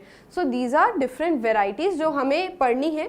बट कॉमन फीचर्स इन सबके अंदर क्या होंगे कि ये मोस्टली मल्टी सेल्यूलर है, उसके बाद यूकैरियोटिक है, दूसरा सैप्रोफाइट मोड ऑफ न्यूट्रिशन यानी कि डेड ऑर्गेनिजम्स पे ज़्यादातर फंगस हमें देखने को मिलती है। म्यूकर, ये डायग्राम जो आपको दिख रहा है, म्यूकर भी कुछ ऐसा ही दिखता है। राइजोपस हो गया and this one is penicillium. These are called decomposers. Decomposers जो अभी मैं आपको बता रही थी, डीकम्पोज कर देते हैं प्लांट्स और एनिमल्स को, मिट्टी में मिला देते हैं, छोटे छोटे पार्टिकल्स में ब्रेक करके, वही डेफिनेशन होती है डीकम्पोजर्स की। और देखते हैं किंगडम फंगस के बारे में हमें क्या पढ़ना है। कुछ फंगस, जैसे कि आपको पता है कि इतनी सारी टाइप्स की फंगस होने वाली हैं, तो कुछ फंगस जैसे कि पक्सीनिया और एल्बुगो आर पैरासाइट्स, कुछ पैरासिटिक मोड ऑफ न्यूट्रिशन भी शो कर रही हैं, यानी कि एक होस्ट बॉडी के ऊपर जाकर सर्वाइव करने वाली हैं, जैसे कि पक्सीनिया और एल्बुगो। नाउ फंगस जो है उनके अगर हम स्ट्रक्चर की बात करें, अगर हम उनकी बॉडी को पढ़ना चाहते हैं तो हमें देखने को मिला they are filamentous. Filamentous word का मतलब होता है फाइबर्स जैसा। अगर मैं राइजोपस का डायग्राम यहाँ पर बनाने की कोशिश करूँ तो हमें जो ऐसे लंबे लंबे स्ट्रक्चर्स दिखते हैं ना, वो थ्रेड जैसे होते हैं। बहुत सारे छोटे छोटे थ्रेड्स ना आपस में मिलकर स्ट्रक्चर बना रहे होते हैं। सिर्फ ये थ्रेड वाला स्ट्रक्चर होगा। हर टाइप की फंगस का थ्रेड जैसा स्ट्रक्चर होता है। कुछ ऐसा नहीं है कि राइजोपस अलग दिखेगा, पेनिसिलियम अलग दिखेगा। ये एक बेसिक स्ट्रक्चर है कि सारे किससे बने हुए हैं, फाइबर्स से मिलकर बने हुए हैं। इसीलिए टर्म क्या दे दी हमने यहाँ पर, they are mostly filamentous, fibrous है सारे। The body of a fungus is called mycelium and is composed of thread like structures called hyphae. Now understand this. ये माइसीलियम और हाइफे क्या है? ये जो थ्रेड्स है ना, इनको हम माइसीलियम बोल सकते हैं, ओके। एंड जब इनका स्ट्रक्चर्स एक साथ कंबाइन हो जाते हैं, यानी कि बहुत सारे थ्रेड आपस में मिल जाएंगे, तब वो क्या कहलाएगा, माइसीलियम कहलाएगा। और उसके नेटवर्क को हम क्या बोल देते हैं, हाइफे बोल देते हैं। तो आप थ्रेड से याद रखना कि मैंने आपको बताया है फंगी जो है वो फिलामेंट से मिलकर बना हुआ होता है, यानी कि रेशे, धागे आपस में मिलकर एक स्ट्रक्चर बना रहे हो ऐसा लगता है। ये कॉमन फीचर है सारी फंगस के अंदर जो हमें देखने को मिलती है। एग्जाम्पल्स और आपको देखने को मिल रहे होंगे। अच्छा, ये पक्सीनिया के एग्जाम्पल होंगे। एक्चुअली ये डिसीज कॉज कर रही हैं दोनों। ये पक्सीनिया भी क्या है, पैरासाइट, ये एल्ब्यूगो भी क्या है, पैरासाइट। तो ये दोनों ना डिसीज कॉज कर रही होंगी प्लांट्स के अंदर। जब प्लांट्स के अंदर पक्सीनिया एक पैरासाइट आकर बैठ जाता है ना, तो वो प्लांट बेचारा ऐसा दिखता है। नाउ दिस इज फंगस जो आपको इस पर ग्रो करती हुई दिखेगी। उसके बाद जो एल्ब्यूगो है, ये भी प्लांट जो है वो इन्फेक्टेड हो गया इस वाली फंगस से। एल्ब्यूगो से होने वाला डिसीज है। Now they have cell wall of course and the cell wall is having a special compound known as chitin. Cellulose से बना हुआ होता है सेल वॉल मोस्ट प्लांट्स के अंदर। यहाँ पर एक अनदर कंपाउंड है जो सेल वॉल को बना रहा होगा, जिसका नाम है chitin. So the question can come कि ऐसा कौन सा किंगडम है जिसके ऑर्गेनिज्म के सेल वॉल के अंदर काइटिन होता है। सो आपको तभी क्लिक करना चाहिए कि फंगी ऐसा किंगडम है या फिर फंगस के अंदर जो सेल वॉल होती है वो मोस्टली काइटिन से बनी हुई होती है।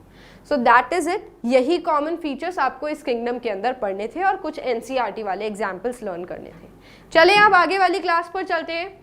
Next is okay, we have another feature known as another character और ऑर्गेनिज्म, जिसको बोलते हैं लाइकन। ये थोड़ा सा स्पेशल है, ये किंगडम फंगी के अंदर ही आता है, बट इसके अंदर क्या स्पेशल है, इसके अंदर ना एल्गी भी इसके साथ ग्रो कर रही है। एक्चुअली आप ऐसे याद करो कि भाई बहन एक साथ रह रहे हैं और दोनों की हेल्प कर रहे हैं साथ रहने के अंदर। जो ब्लू ग्रीन एल्गी इसके साथ रह रही होगी ना, वो फंगस के साथ सिम्बायोसिस शो कर रही होगी, यानी कि एक दूसरे की हेल्प कर रहे होंगे। कैसे? देखो, जो फंगस है वो तो पानी और मिनरल लेकर आ जाती है एल्गी के लिए, और एल्गी फंगस के लिए खाना बना देती है। अगर फिर से मैं आपको एक्सप्लेन करूं, लेकिन लाइकन जो है वो कट कर देना नीचे।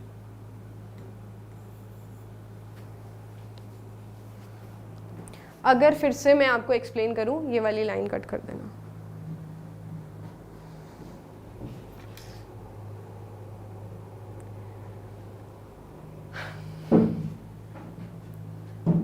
तो बेसिकली एल्गी, ओहो फिर से कट कर देना। तो बेसिकली लाइकन के अंदर एल्गी, एई और फंगस एक साथ रह रहे हैं और एक दूसरे की हेल्प कर रहे हैं। एल्गी को फंगस से क्या फायदा होता है कि फंगस ना इसको वाटर और मिनरल लाके दे देता है सर्वाइवल के लिए। अब एल्गी भी इसको बेनिफिट कर रहा है। एल्गी एक्चुअली फोटोसिंथेसिस कर लेता है, अपना खाना खुद बना लेता है, तो एल्गी खाना बनाकर फंगस को दे देता है, तो it will give food to fungus.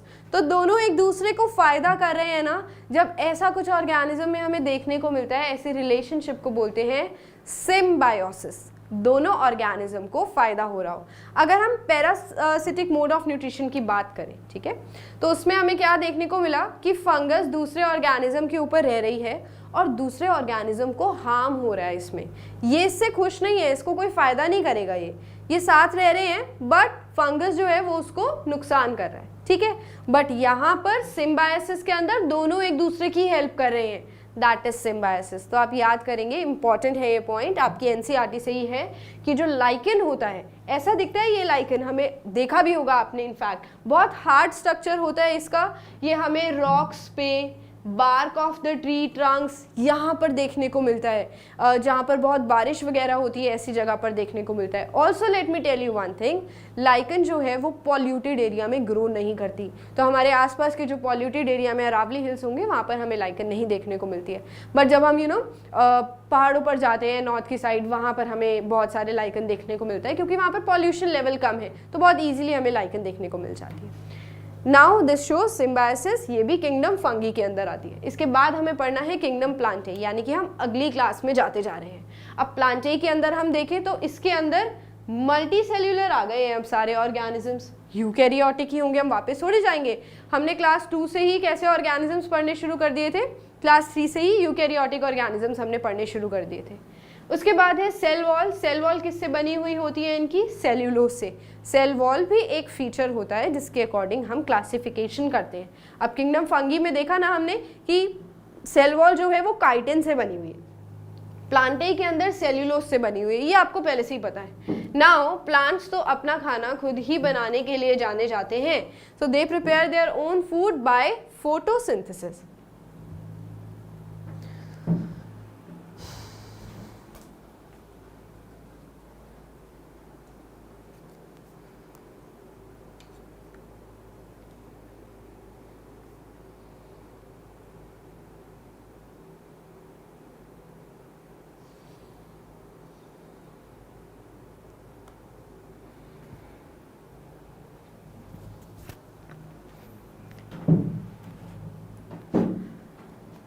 Next is kingdom Plantae की अलग अलग डिवीजन।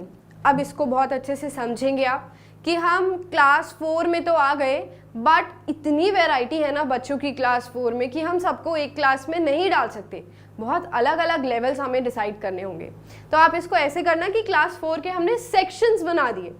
एक होगा section A Thallophyta, bryophyta, pteridophyta, gymnosperms, angiosperms. तो बेसिकली ऐसे याद करना कि क्योंकि बच्चे जैसे स्कूल में होता है, जो बहुत इंटेलिजेंट बच्चे होते हैं उनको यूजुअली क्लास सेक्शन ए में डाल देते हैं, और जो बच्चे एवरेज होते हैं या फिर बिलो एवरेज होते हैं उनको सेक्शन बी में डालते हैं, ताकि टीचर्स उनके ऊपर ज़्यादा फोकस कर सके।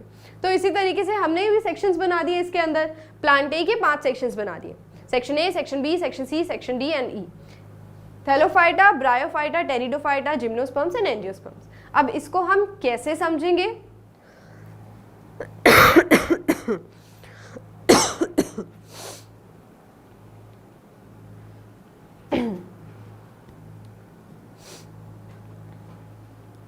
तो ये जो सेक्शंस बने हैं ये किन फीचर्स को देखते हुए बने हैं? जब हम प्लांट्स के बारे में सोचते हैं तो हमारे दिमाग में एक बड़ा सा पौधा आता है, उसकी एक स्टेम होगी, लीव्स होंगी, उसके ऊपर फ्लावर्स होंगे, फ्रूट्स होंगे, नीचे रूट्स होंगी।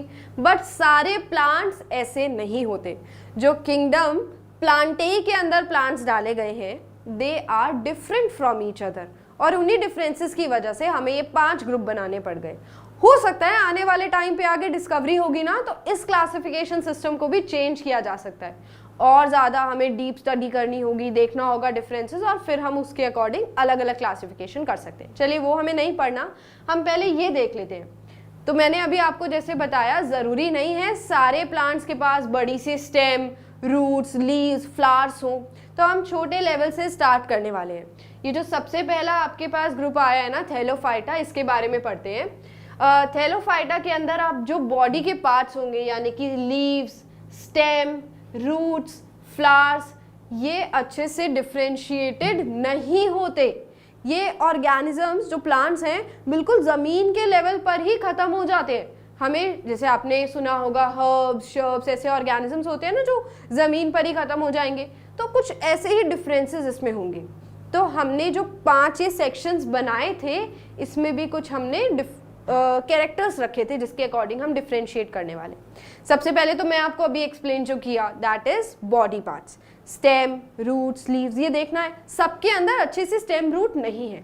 उसके बाद जो दूसरा हमें डिवीजन देखना है, that is presence of vascular bundles. तो जो हम 5 सेक्शन बनाएंगे उसमें हम देखेंगे कि क्या इनके अंदर वैस्कुलर बंडल्स हैं। वैस्कुलर बंडल यानी कि जाइलम और फ्लोएम, ये स्पेशल टिश्यू होते हैं जो एक फंक्शन कर रहे होंगे। जैसे जाइलम टिश्यू का काम होता है पानी को रूट से लेना और ऊपर ऊपर सारे प्लांट्स में पहुंचा देना, ठीक है। फ्लोएम का क्या फंक्शन होता है? फूड, जो फूड लीव्स बना रही हैं वो हर एक सेल तक जाना चाहिए, तो वो वाला फंक्शन फ्लोएम टिश्यू कर रहा होता है। हर एक ऑर्गेनिज्म के अंदर जो प्लांटेई किंगडम के अंदर आ रहा है, सब में ये टिश्यूज प्रेजेंट नहीं है। हो सकता है उनके अंदर वाटर और फूड का कोई अलग तरीका हो, बट फिर भी हमने उनको प्लांटेई कैटेगरी में डाला हुआ है। तो ये एक तरीका हो गया डिसाइड करने का कि हम कौन से सेक्शन में उस ऑर्गेनिज्म को डालने वाले हैं। पहला था body parts, stem, root, leaves देखेंगे अच्छे से है या नहीं है, उसके अकॉर्डिंग सेक्शन में डालेंगे। दूसरा तरीका हो गया हमारे पास xylem and phloem, vascular bundles, ये किस तरीके से एग्जिस्ट कर रहे हैं। उसके बाद जो नेक्स्ट फीचर है दैट इज रिप्रोडक्शन, कि वो रिप्रोड्यूस कैसे कर रहे हैं। मोस्टली हमने तो यही सुना है ना कि प्लांट्स सीड्स की हेल्प से रिप्रोड्यूस करते हैं, बट आपको नहीं पता होगा कि हर एक प्लांट सीड नहीं बनाता, कुछ स्पोर्स नाम के स्ट्रक्चर्स भी बनाते हैं। तो उसके अकॉर्डिंगली हम डिसाइड कर सकते हैं कि अगर स्पोर से रिप्रोडक्शन कर रहे हैं तो इस कैटेगरी में डाल दो, और सीड्स के अगर थ्रू रिप्रोडक्शन कर रहे हैं तो दूसरी कैटेगरी में डाल देंगे। तो ये भी एक तरीका होता है, either they are reproducing through seeds और स्पोर्स।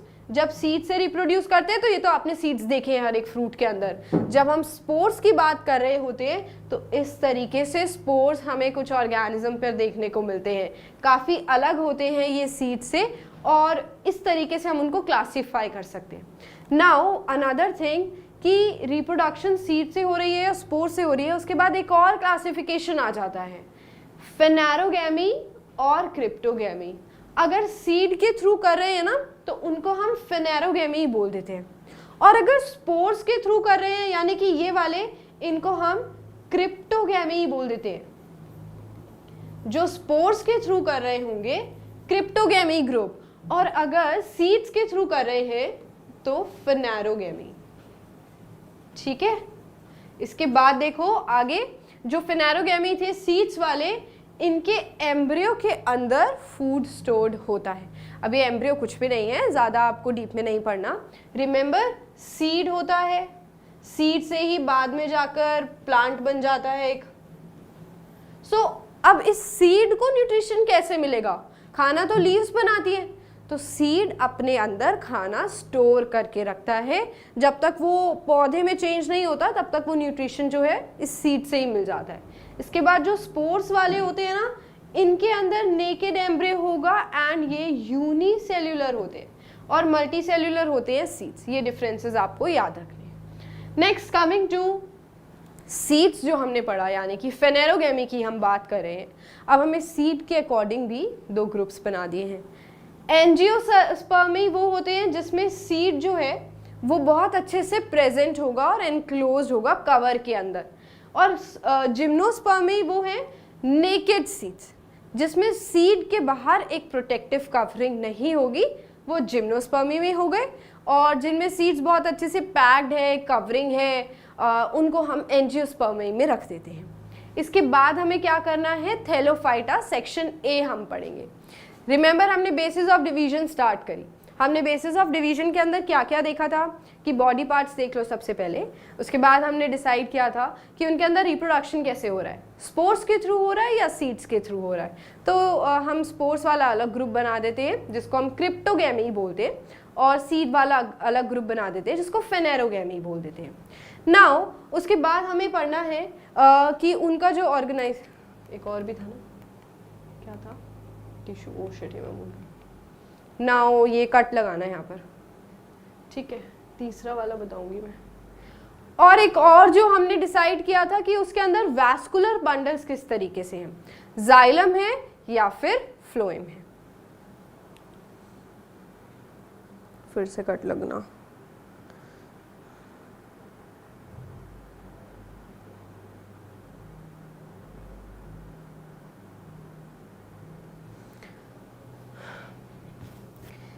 इसके बाद तीसरा जो हमने बेसिस ऑफ डिवीजन रखा था, that was presence of vascular bundles. Xylem है, फ्लोएम है, किस तरीके से एग्जिस्ट कर रहा है। सबसे पहला section Thallophyta.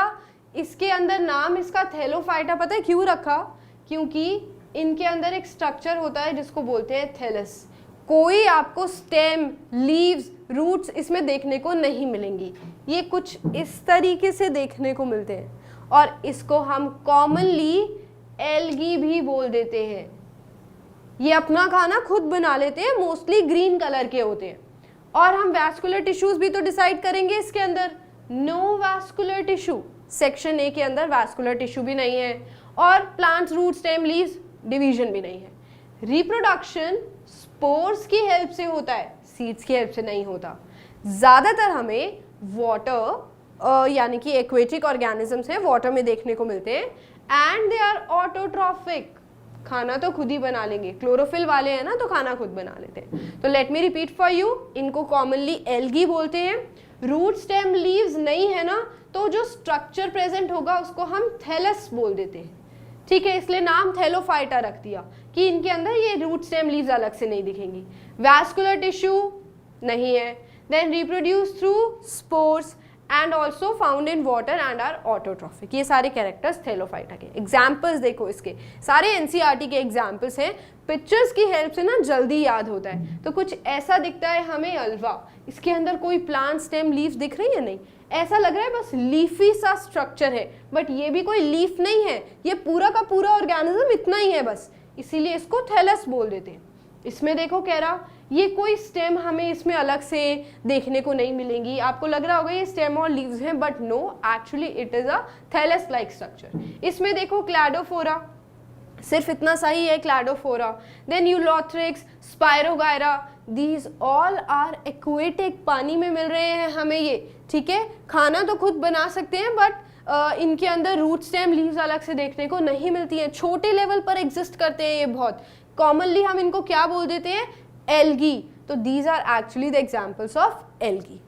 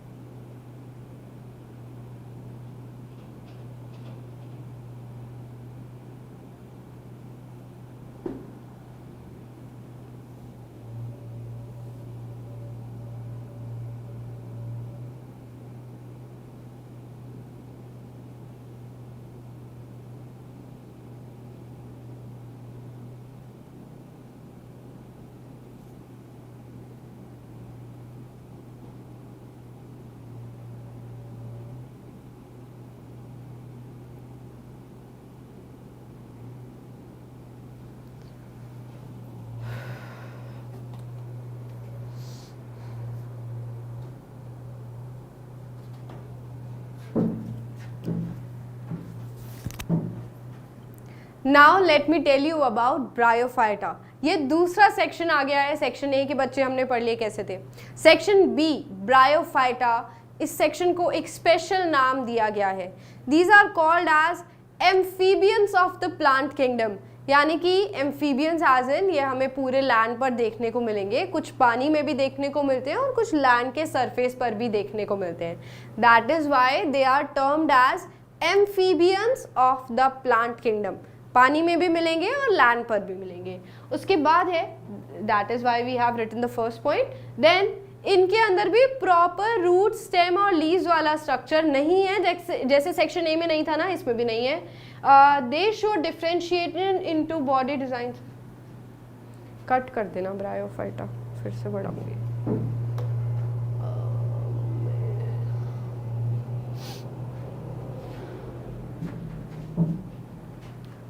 Next are bryophyta.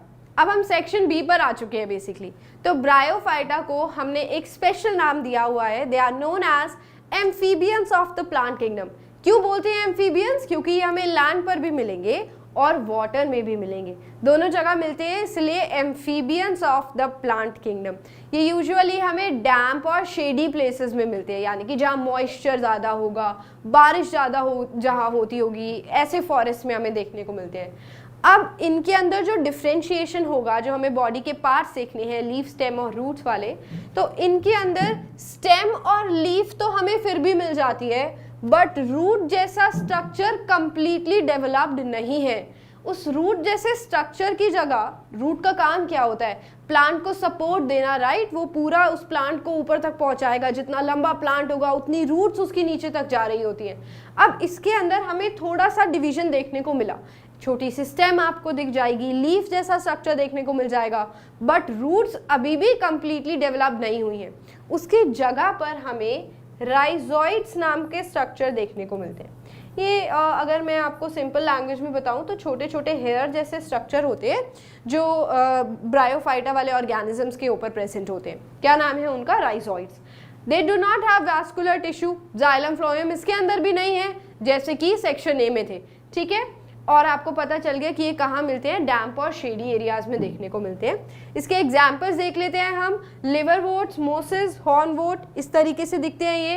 And अगर हम रिप्रोडक्शन की बात करें तो ये भी सेक्शन ए वालों की तरह, थैलोफाइटा की तरह स्पोर्स के थ्रू रिप्रोड्यूस करते हैं। तो आप देख रहे हो जितने सिंपल लेवल पर हैं उतना स्पोर के थ्रू रिप्रोड्यूस कर रहे हैं। एग्जाम्पल्स आपने देख लिया, जैसे एनसीईआरटी वाले एग्जाम्पल्स हो गए, लिवरवोर्ट कुछ इस तरीके से देखने को मिलता है, ये छोटे छोटे हो गए, देखो लीफ भी दिख रही है हमें, स्टेम जैसा स्ट्रक्चर भी दिख रहा है, बट इसमें रूट्स नहीं होंगी, ये यहीं पर छोटे छोटे ऐसे थ्रेड जैसे स्ट्रक्चर्स है जिसको राइजोइड्स बोलते हैं, सॉइल से कनेक्टेड होगा। This was all about bryophyta. Important point इसका क्या याद रखना है, they are called as amphibians of the plant kingdom. Next जो हम सेक्शन पढ़ रहे हैं दैट इज टेरिडोफाइटा। इसमें थोड़े से डेवलप्ड ऑर्गेनिजम्स दिख जाएंगे। They are supposed to be the oldest vascular plants and their body is differentiated into roots, stem and leaves. चलो फाइनली हमें डिफरेंशिएशन देखने को मिल गया, रूट्स भी दिख जाएंगी, स्टेम्स भी दिख जाएंगी, लीव्स भी दिख जाएंगी, एंड इनके पास वैस्कुलर टिश्यू भी आ गया सेक्शन सी के अंदर for the conduction of water and food of course. But reproduction अभी भी इनके अंदर किसके थ्रू हो रहा है, स्पोर्स के थ्रू हो रहा है। तो इस तरीके से क्लासिफिकेशन हुई बच्चों, सेक्शन ए के अंदर स्पोर्स के थ्रू, वैस्कुलर टिश्यू भी नहीं है, बॉडी पार्ट्स भी डिवाइडेड नहीं है। फिर सेक्शन बी में हम आ गए तो उसमें हमें रूट्स नहीं मिली, लीव्स और स्टेम थोड़ी बहुत दिख रही थी। सेक्शन सी में आए तो पूरा प्लांट हमें देखने को मिला एंड वैस्कुलर बंडल्स भी थे, बट रिप्रोडक्शन स्पोर्स के थ्रू कर रहे थे। नाउ यू रियलाइज कि सेक्शंस क्यों बनाए थे। अब इसके अंदर हम देखें तो ये आपको लीफ देखने को मिल रहा है, स्टेम भी इसके अंदर प्रॉपर है एंड इसके रूट्स भी होंगी इसके अंदर भी। होस्टेल, फर्न्स और मार्सिलिया इसके मेन एग्जांपल्स हैं जो टेरिडोफाइटा के अंदर आते हैं। मॉसेस और फर्न्स भी इसके अंदर आते हैं, ठीक है।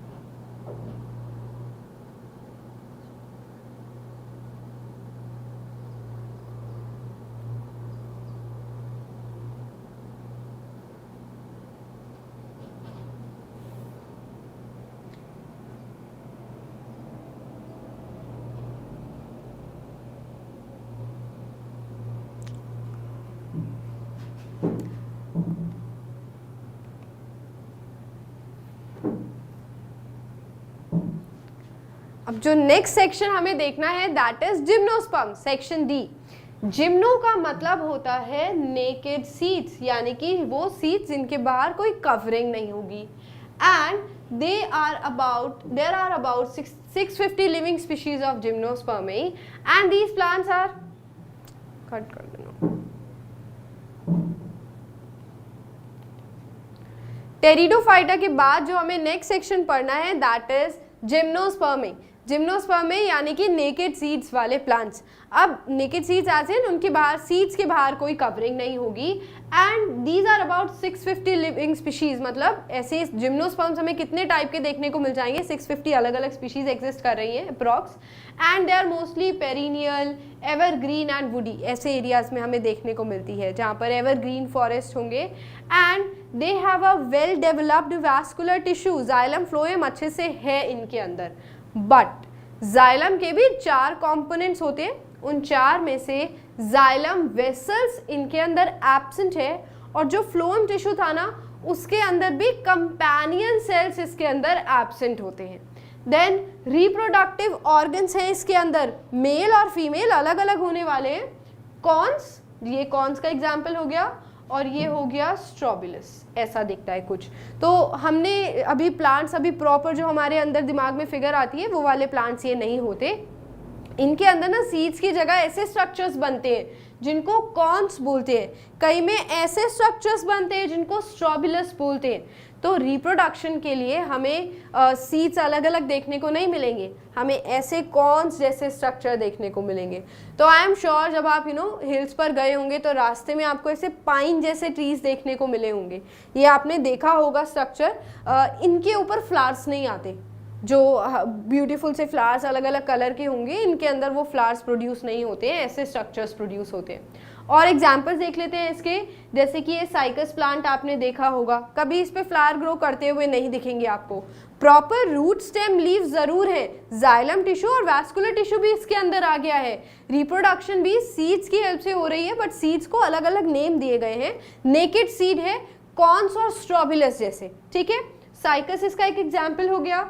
ये पाइनस का पेड़ है जिसमें आपको इस तरीके से स्ट्रक्चर्स दिखेंगे। And this is the tree of deodar. Also there is no fruit formation, there are no flowers, the seeds are said to be naked, क्योंकि fruit formation ही नहीं होनी है जो हमें proper flowers में देखने को मिलेगी। And Pinus के अंदर एक point लिखा हुआ है that their root have an association with fungi and form mycorrhiza। We can say कि एक फंगस है जो पाइनस की रूट्स में रहती है और उसका नाम क्या है, माइकोराइजा। आपको अगर ये याद रहता है तो बहुत अच्छी बात है। देन नेक्स्ट हमें लास्ट सेक्शन जो पढ़ना है दैट इज एंजियोस्पर्म्स। जो आपके दिमाग में प्लांट को लेकर प्रॉपर फिगर आती होगी ना, वो एंजियोस्पर्म्स है बेसिकली। इनके अंदर सीड बियरिंग प्लांट्स होंगे, प्रॉपर सीड्स बन रहे होंगे, फ्लावर्स आ रहे होंगे इनके ऊपर, इसलिए फ्लावरिंग प्लांट्स भी बोलते हैं। प्रॉपर फूड फॉर्मेशन हो रहा होगा। मस्टर्ड प्लांट, सी प्लांट इसके अंदर एग्जाम्पल्स हो गए। जाइलम फ्लोएम बहुत अच्छे से डेवलप्ड है, जाइलम टिश्यू के सारे कंपोनेंट्स इसके अंदर होंगे, फ्लोएम के सारे कंपोनेंट्स भी इसके अंदर होंगे। फ्लावर आगे जाकर फ्रूट फॉर्मेशन करता है। And they also show feature of double fertilization, जो आपको रिप्रोडक्शन चैप्टर में डिटेल में पढ़ना है। नाउ अनदर इम्पॉर्टेंट पॉइंट, हमने क्या पढ़ा कि प्रॉपर एक सीड होने वाला है। अगर मैं आपको सीड की लेबलिंग करने के लिए कहूँ तो आप क्या मुझे बताने वाले हो कि एक प्रोटेक्शन होती है बाहर जिसको सीड कोट बोलते हैं, ये इसकी प्रोटेक्टिव लेयर होती है। और इसके अंदर जो हमें वाइट वाइट देखने को मिलता है दैट इज कॉटिलिडन। अब ये कॉटिलिडन क्या करता है, फूड को स्टोर करके रखता है। फूड स्टोर करेगा तभी तो ये हेल्प करेगा, जब तक ये प्लांट में चेंज होता है तब तक इसको न्यूट्रिशन कौन देता है, कॉटिलिडन। अब इसी कॉटिलिडन के बेस पर हमने इसके और ग्रुप्स बना दिए हैं दो। कौन कौन से ग्रुप्स हैं, एक है मोनोकॉट्स और दूसरा है डाइकॉट। ये जो कॉट आया है ना, ये एक्चुअली कॉटिलिडन से ही आया है, और मोनो का मतलब होता है 1, राइट। और ये जो डाइकॉटिलिडन आया है, di means 2 and cots as in cotyledon, तो ये हमने 2 कॉटिलिडन्स के अकॉर्डिंग रख दिया। एक कॉटिलिडन प्रेजेंट है जिनके अंदर वो मोनो हो गए, और जिनके अंदर 2 प्रेजेंट हैं वो डाई हो गए। अब उनके अंदर क्या डिफरेंसेस हैं जल्दी से देख लेते हैं। सीड की बात करें तो सीड के बेस पर ही तो नाम रखा गया, 1 कॉटिलिडन तो मोनो, 2 कॉटिलिडन्स हो गए तो डाइकॉट। इनकी रूट्स भी अलग अलग होती हैं। अगर हम बात करें मोनोकॉट्स के रूट की तो इनकी रूट्स ना एक्चुअली फाइब्रस हैं, फाइब्रस एज इन इस तरीके से, ऐसी रूट्स हमें देखने को मिलती हैं, यहीं से शुरू हो जाएंगी, ठीक है। एंड डाइकॉट्स की रूट प्राइमरी रूट होती है, यानी कि एक ऐसे मेन रूट होगी, उसमें से फिर साइड में से रूट्स ग्रो कर रही होंगी। बचपन में कभी आपने पढ़ा होगा ये वाला फीचर, तो ये रूट्स के डिफरेंसेस इनमें होते हैं, मोनोकॉट्स के फाइब्रस और डाइकॉट्स के प्राइमरी रूट हो गए। स्टेम की बात करें तो इनकी स्टेम फॉल्स या होलो स्टेम बोल देते हैं, जैसे बैम्बू आपने देखा होगा ना, बैम्बू की स्टेम के अंदर स्पेस होता है, तो वैसी स्टेम हो गई मोनोकॉट्स के अंदर। और कंप्लीटली स्ट्रॉन्ग थिक जो स्टेम होती है वो हमें डाइकॉट्स में देखने को मिलती है। अगर हम इनकी लीफ देखें तो पैरेलल वेनेशन, वेनेशन क्या होता है मैं आपको बताती हूँ। जैसे आपने लीफ देखी होगी तो लीफ के अंदर आपने क्या देखा होगा, उसमें वेन्स जा रही होती हैं। लीफ की वेन्स कैसी होती हैं, कईयों में तो आपको देखने को मिलती है ऐसे बनाया और बिल्कुल ऐसी लाइन लाइन वाली वेन्स देखने को मिल रही होंगी। ऐसी जब वेनेशन होती है उसको पैरेलल बोलते हैं। वेन्स का अरेंजमेंट वेनेशन, ऐसे बिल्कुल सिमेट्री में लाइन जा रही होंगी तो पैरेलल वेनेशन। और वहीं पर हम देखें जब वेन्स हमें इधर उधर ऐसे स्प्रेड करती हुई दिख रही होती हैं कुछ लीव्स के अंदर, उसको हम रेटिकुलेट वेनेशन बोल देते हैं। तो मोनोकॉट्स की जो लीव्स होंगी पैरेलल वेनेशन दिखाएंगी, डाइकॉट्स की जो लीव्स होंगी वो रेटिकुलेट वेनेशन दिखाएंगी। अब एग्जांपल्स देख लेते हैं। Potato, sunflower, banyan, wheat and grasses, all these are examples of monocots. Peanuts, beans और mango, these are examples of dicots. इनके प्लांट्स के अंदर ये डिफरेंसेस हमें देखने को मिल जाते हैं। तो ये मोनोकॉट और डाइकॉट किसकी वजह से आया, कॉटिलिडन्स की वजह से आया। एंजियोस्पर्म्स की बात कर रहे थे, सेक्शन ई लास्ट वाला सेक्शन था, उसमें भी हमने देखा अगर एक कॉटिलिडन है तो ये वाला ग्रुप बना दो, और 2 कॉटिलिडन है तो ये वाला ग्रुप बना दो, क्योंकि हमें ये डिफरेंसेस देखने को मिल रहे थे। तो इस तरीके से बच्चों हम क्लासिफिकेशन करते रहते हैं। हमने पढ़ लिए सारे सेक्शंस। नेक्स्ट हमें जो पढ़ना है दैट इज एनिमैलिया, मतलब हमने प्लांट को, प्लांट किंगडम जो हमने पढ़ना था वो सारा खत्म कर दिया। उसके बाद एनिमैलिया किंगडम हमें डिटेल में पढ़ना है।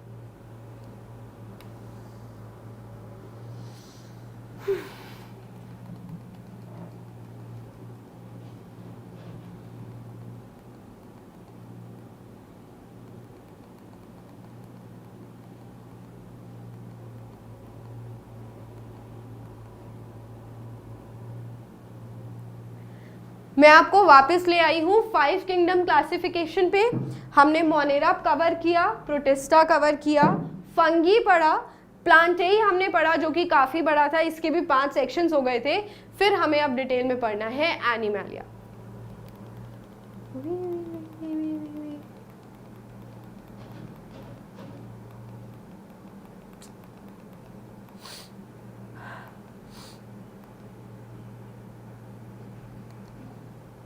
तो एनिमैलिया के अंदर कट कर दो। तो एनिमैलिया किंगडम के अंदर जो हमें क्लासिफिकेशन करनी होगी, रिमेंबर हमने प्लांट्स के कुछ फीचर्स देखे थे, बॉडी पार्ट्स, वास्कुलर टिश्यूज, ऐसे एनिमल्स के अंदर भी ना हम कुछ डिवीजन डिसाइड करने वाले हैं कि किसके अकॉर्डिंग हम कौन से ग्रुप्स में डालेंगे। As we already know plants और एनिमल्स में तो बहुत सारे डिफरेंसेस हैं, तो इसके अंदर थोड़ी हम रूट स्टेम लीव्स देखेंगे, इसके अंदर हम अलग बेसिस रखने वाले हैं क्लासिफिकेशन का। तो सबसे पहला जो बेसिस प्लांट्स के अंदर होने वाला है दैट इज सिमेट्री। सिमेट्री में क्या होता है, 2 टाइप्स की सिमेट्री होती है, एक होती है बाइलेटरल सिमेट्री और एक होती है रेडियल सिमेट्री। हम ऑर्गेनिज्म को सामने रखते हैं और देखते हैं कि अगर हम इसको कट करेंगे तो ये कैसे कट होने वाला है। बाइलेटरल सिमेट्री का मतलब क्या होता है कि कोई भी ऑर्गेनिज्म है, अगर हम उसको सेंटर में इस तरीके से कट करें तो उसका लेफ्ट हैंड साइड और राइट हैंड साइड एक दूसरे की मिरर इमेज होना चाहिए। मिरर इमेज यानी कि मिरर में जब हम देखते हैं तो एग्जैक्ट सेम लगते हैं ना, बस लेफ्ट और राइट साइड अलग अलग होती है। तो वही होना चाहिए, ठीक है। That is bilateral symmetry. It is when an organism can be divided into right and left side equally, that is bilateral symmetry. Example देख रहे हो आप, जैसे ये यहाँ पर हाउस फ्लाई है, अगर इसको हम बीच में से ऐसे कट करेंगे तो इसका राइट और लेफ्ट बिल्कुल सेम दिखने वाला है। अगर मैं इसको, मान लो ये हाउस फ्लाई है और इसको मैंने ऐसे कट किया बाइलेटरली, तो इसका ये वाला राइट और लेफ्ट हमें सेम देखने को मिलेगा। बट अगर मैं इसको ऐसे कट कर दूं, इस तरीके से कट लगाऊं, तो आगे वाला पोर्शन बैक वाली साइड से मैच ही नहीं करने वाला है। तो यहाँ पर बाइलेटरल सिमेट्री है, यानी कि left and right portion same दिख रहा है। आ जाओ। 6:30 बजे उस वाले ऑफिस में आ जाना है। क्यों? कुछ केक कट होगा। क्यों? मुझे क्या पता, मुझे बोला सब बोल। ठीक है, थैंक यू। नेक्स्ट हम देख लेते हैं रेडियल सिमेट्री। तो ये स्टारफिश है, अगर हम इसको कट करें और इसकी सिमेट्री को देखना चाहें, हम इसको रेडियली कट करेंगे तो हमें सारे पार्ट सेम देखने को मिलेंगे। Radially as in radius centre में से हम इसको रेडियस वाइज कट करेंगे, तो जैसे इसमें हमने कट्स लगाए। So it is when an organism is equally spaced around a central point like spikes on a cycle wheel. जैसे आपकी साइकिल का जो व्हील होता है उसके अंदर जो सिल्वर कलर की आपको रॉड्स देखने को मिलती हैं, किसी ऑर्गेनिज्म को कट करेंगे तो हमें हर पोर्शन सेम देखने को मिले, दैट इज रेडियल सिमेट्री। तो क्या वो इस रिमोट के अंदर पॉसिबल है? नहीं। मोस्टली जो सिलेंड्रिकल स्ट्रक्चर होंगे उसमें रेडियल सिमेट्री बड़ी आसानी से हमें देखने को मिल जाती है। और ये जो एग्जांपल है स्टारफिश, इसमें तो आपको पता ही चल गया होगा। तो पहला तरीका क्या है, सिमेट्री डिसाइड कर लेते हैं, बाइलेटरल सिमेट्री है इसके अंदर या फिर रेडियल सिमेट्री है। उसके बाद germ layers. Now you need to understand this कि जर्म लेयर्स क्या होते हैं, आपके लिए थोड़ा सा नया है। जब एम्ब्रियो स्टेज होती है ना, सबसे पहले जब फ्यूजन होती है तो बनता है जाइगोट। जाइगोट के बाद वो थोड़ा सा डेवलप होते होते होते बन जाता है एम्ब्रियो। अब एम्ब्रियो के टाइम पे ही हमें ये जर्म लेयर्स वाला कॉन्सेप्ट पढ़ना है। एम्ब्रियो के बाद फीटस बनता है, फिर बेबी बनता है एंड ऑल। एम्ब्रियो के टाइम पे 3 अलग अलग लेयर्स होती हैं, ठीक है। जो सबसे बाहर की लेयर होती है सेल की, जाइगोट तो एक ही सेल से मिलकर बना हुआ होगा। एम्ब्रियो जब बना तो बहुत सारे सेल्स आ गए। सबसे बाहर वाली जो सेल की लेयर थी उसको हमने नाम दे दिया एक्टोडर्म। जो सबसे बाहर वाली लेयर थी उसको हमने क्या नाम दे दिया, एक्टोडर्म। एक्टो का मतलब भी क्या होता है, आउटर। और जो अंदर वाली लेयर थी ना उसको हमने नाम दे दिया एंडोडर्म, क्योंकि ये अंदर की साइड है। एंडोडर्म। एक सेंटर में भी तो लेयर होगी, उसको हमने नाम दे दिया मीजोडर्म। तो ये 3 टाइप की जर्म लेयर्स हो गई जो एम्ब्रियो की स्टेज में हमें मोस्टली एनिमल्स में देखने को मिलती हैं। एक्टोडर्म बाहर वाली, एंडोडर्म अंदर वाली, मीजोडर्म मिडल वाली, सेंटर वाली, ठीक है। तो ये 3 जर्म लेयर्स होती हैं। अब हमें देखना है कि ये जर्म लेयर्स कैसे होंगी। एक्टोडर्म सबसे बाहर वाली हो गई, मैंने आपको बताया। और ये नेल, हेयर, एपिडर्मिस और ऐसे ब्रेन और स्पाइनल कोड जैसे ऑर्गन्स को बना रहा होता है, क्योंकि एम्ब्रियो की डेवलपमेंट अभी आगे होनी है। जाइगोट तो एक ही सेल था, ऐसे ही तो बॉडी बनती है, एक सेल से ही सारे सेल्स मल्टीप्लाई करते करते एक बड़ी सी बॉडी बना लेते हैं। तो एम्ब्रियो के स्टेज में जो सबसे बाहर वाली लेयर होगी ना, वो नेल, हेयर, एपिडर्मिस, ब्रेन और स्पाइनल कोड को बनाने वाली है आगे जाकर। और एंडोडर्म हो गई इनर मोस्ट लेयर। अब ये देख लेते हैं क्या बनाती है, स्टमक वहीं से बनेगा, उन्हीं सेल्स से बनने वाला है। And skin colour, then digestive system, respiratory system, urinary bladder, ये हमें एंडोडर्म से इवॉल्व होकर सेल डिवाइड वहाँ से करेंगे और ये वाले ऑर्गन्स बना लेंगे। और जो एक बीच वाली लेयर थी वो देख लेते हैं, area between ectoderm and endoderm which forms bones, muscles, heart and cartilage. तो ये कहाँ से बना है, मीजोडर्म से बना है, ठीक है। तो ये 3 जर्म लेयर्स हो गई हैं। ये तो हम जर्म लेयर्स की स्टडी कर रहे थे। अब सारे ऑर्गेनिज्म के अंदर सारी लेयर्स उतने अच्छे से ही डेवलप्ड हो ये तो ज़रूरी नहीं है ना। तो इसीलिए हमने पहले क्या समझा कि जर्म लेयर्स कौन कौन सी होती हैं, क्या क्या बनाती हैं। अब इसी जर्म लेयर के अकॉर्डिंग हमने ऑर्गेनिजम्स को टर्म्स देनी है according to the number of germ layers. जिनके अंदर 2 जर्म लेयर्स होंगी, एक्टो और एंडो, उन ऑर्गेनिजम्स को हम बोल देंगे ये डिप्लोब्लास्टिक है। डाई का मतलब क्या होता है? 2।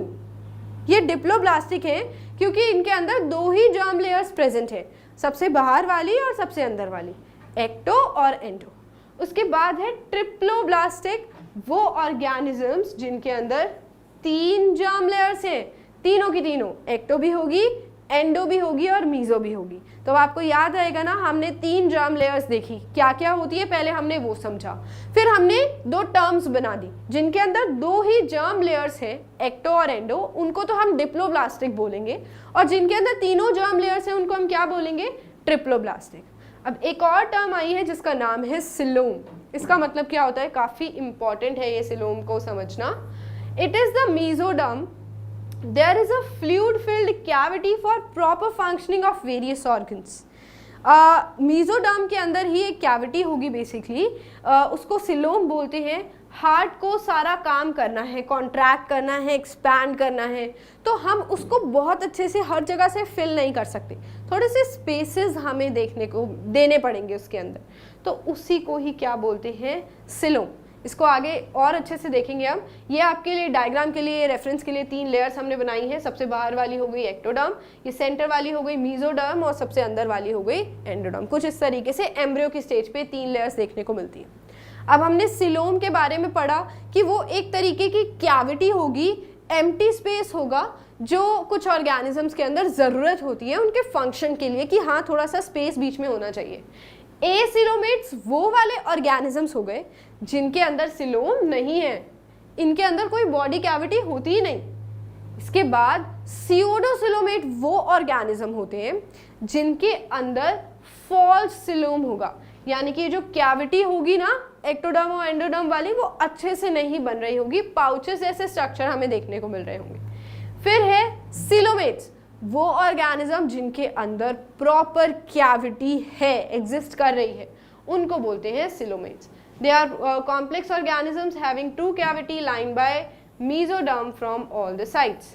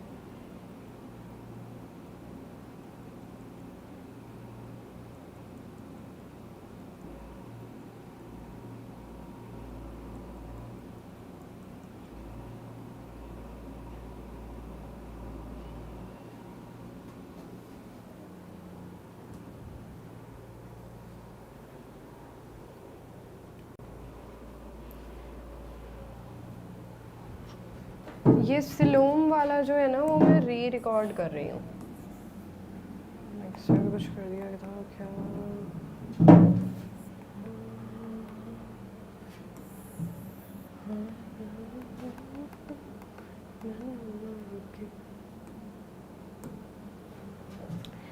इससे पहले वाली वीडियो के अंदर ना मैंने सिलोम वाला लास्ट टॉपिक करा हुआ है, तो ये मैं फिर से रिकॉर्ड कर रही हूँ।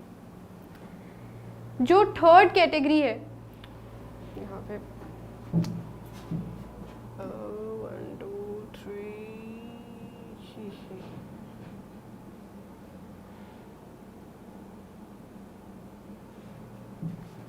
जो थर्ड कैटेगरी है दैट इज सिलोम। सिलोम का मतलब क्या होता है, ये जो अभी हमने मिडल वाली लेयर पढ़ी है ना सेल्स की, यानी कि मेसोडर्म, कुछ ऑर्गेनिज्म के अंदर उसके बीच में स्पेसेस हो जाते हैं, वो स्पेस सिलोम बनाता है। And what is the use actually, एक हार्ट के अगर हम एग्जांपल ले तो हार्ट को कॉन्ट्रैक्ट और रिलैक्स करने के लिए, ऐसे पंप करने के लिए अंदर थोड़ा सा स्पेस चाहिए होता है, तो वो स्पेस सिलोम की हेल्प से आया होगा। तो ऐसे ही बहुत सारे ऑर्गेनिजम्स होंगे जिनकी बॉडी के अंदर कुछ स्पेसेस बन रहे होते हैं, स्पेशली मेसोडर्म के अंदर वो सिलोम की हेल्प से बन रहे होते हैं। तो हमने सिलोम के अकॉर्डिंग ही ना 3 अलग अलग डिविजन्स कर दिए हैं इसकी। सबसे पहले हमें देखना है, okay this is the diagram for you. सबसे बाहर वाली लेयर हो गई एक्टोडर्म, सेंटर वाली हो गई मेसोडर्म और अंदर वाली हो गई एंडोडर्म। मेसोडर्म यानी कि मिडिल लेयर। अब एसिलोमेट्स वो वाले ऑर्गेनिजम्स हैं जिनके अंदर सिलोम कैविटी नहीं है, यानी कि कोई स्पेस देखने को बिल्कुल भी नहीं मिलने वाला। एक्टोडर्म के सेल्स पूरे एक साथ पैक्ड होने वाले हैं। मेसोडर्म की लेयर देखो पिंक वाली, कितने अच्छे से सेल्स पैक्ड हैं, इसके अंदर सिलोम यानी कि कैविटी एग्जिस्ट नहीं कर रही है। एंडोडर्म वाली लेयर हो गई यहाँ पर येलो वाली। उसके बाद जिनके अंदर नहीं है उनको क्या बोलेंगे, एसिलोमेट्स। तो हम ये टर्म्स आगे यूज करने वाले हैं। अगर मैं बोल देती हूँ कि ये ऑर्गेनिज्म एसिलोमेट है तो आप समझ जाएंगे इनके अंदर सिलोम नहीं है, मेसोडर्म के अंदर कैविटी नहीं थी।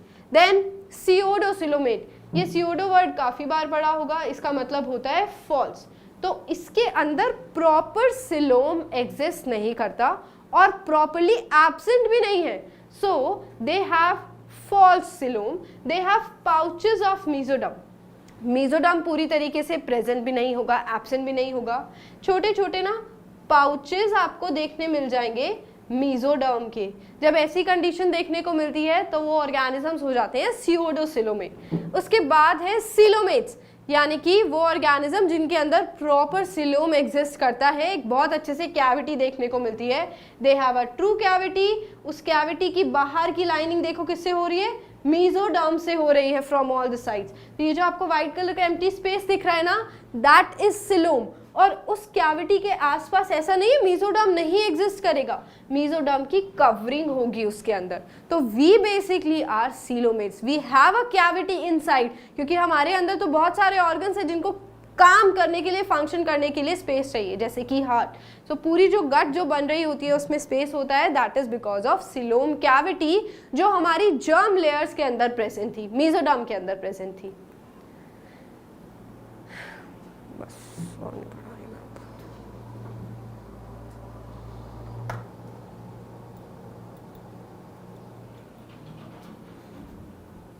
या बेसिस ऑफ क्लासिफिकेशन खत्म कर दूं क्या, नोटोकोड, अच्छा नोटोकोड और खत्म कर देती हूँ। अब जर्म लेयर के बाद जो नेक्स्ट हमें कंडीशन देखनी है कि क्या बेसिस हमें रखना है, वो है नोटोकोड। एक लॉन्ग रोड जैसा स्ट्रक्चर होगा, जो हमारी वर्टिब्रल कॉलम बनी है वो नोटोकॉर्ड से ही बनी है, बट शुरू से ही हमारे अंदर वर्टिब्रल कॉलम प्रेजेंट नहीं था, वो तो धीरे धीरे डेवलप हुआ।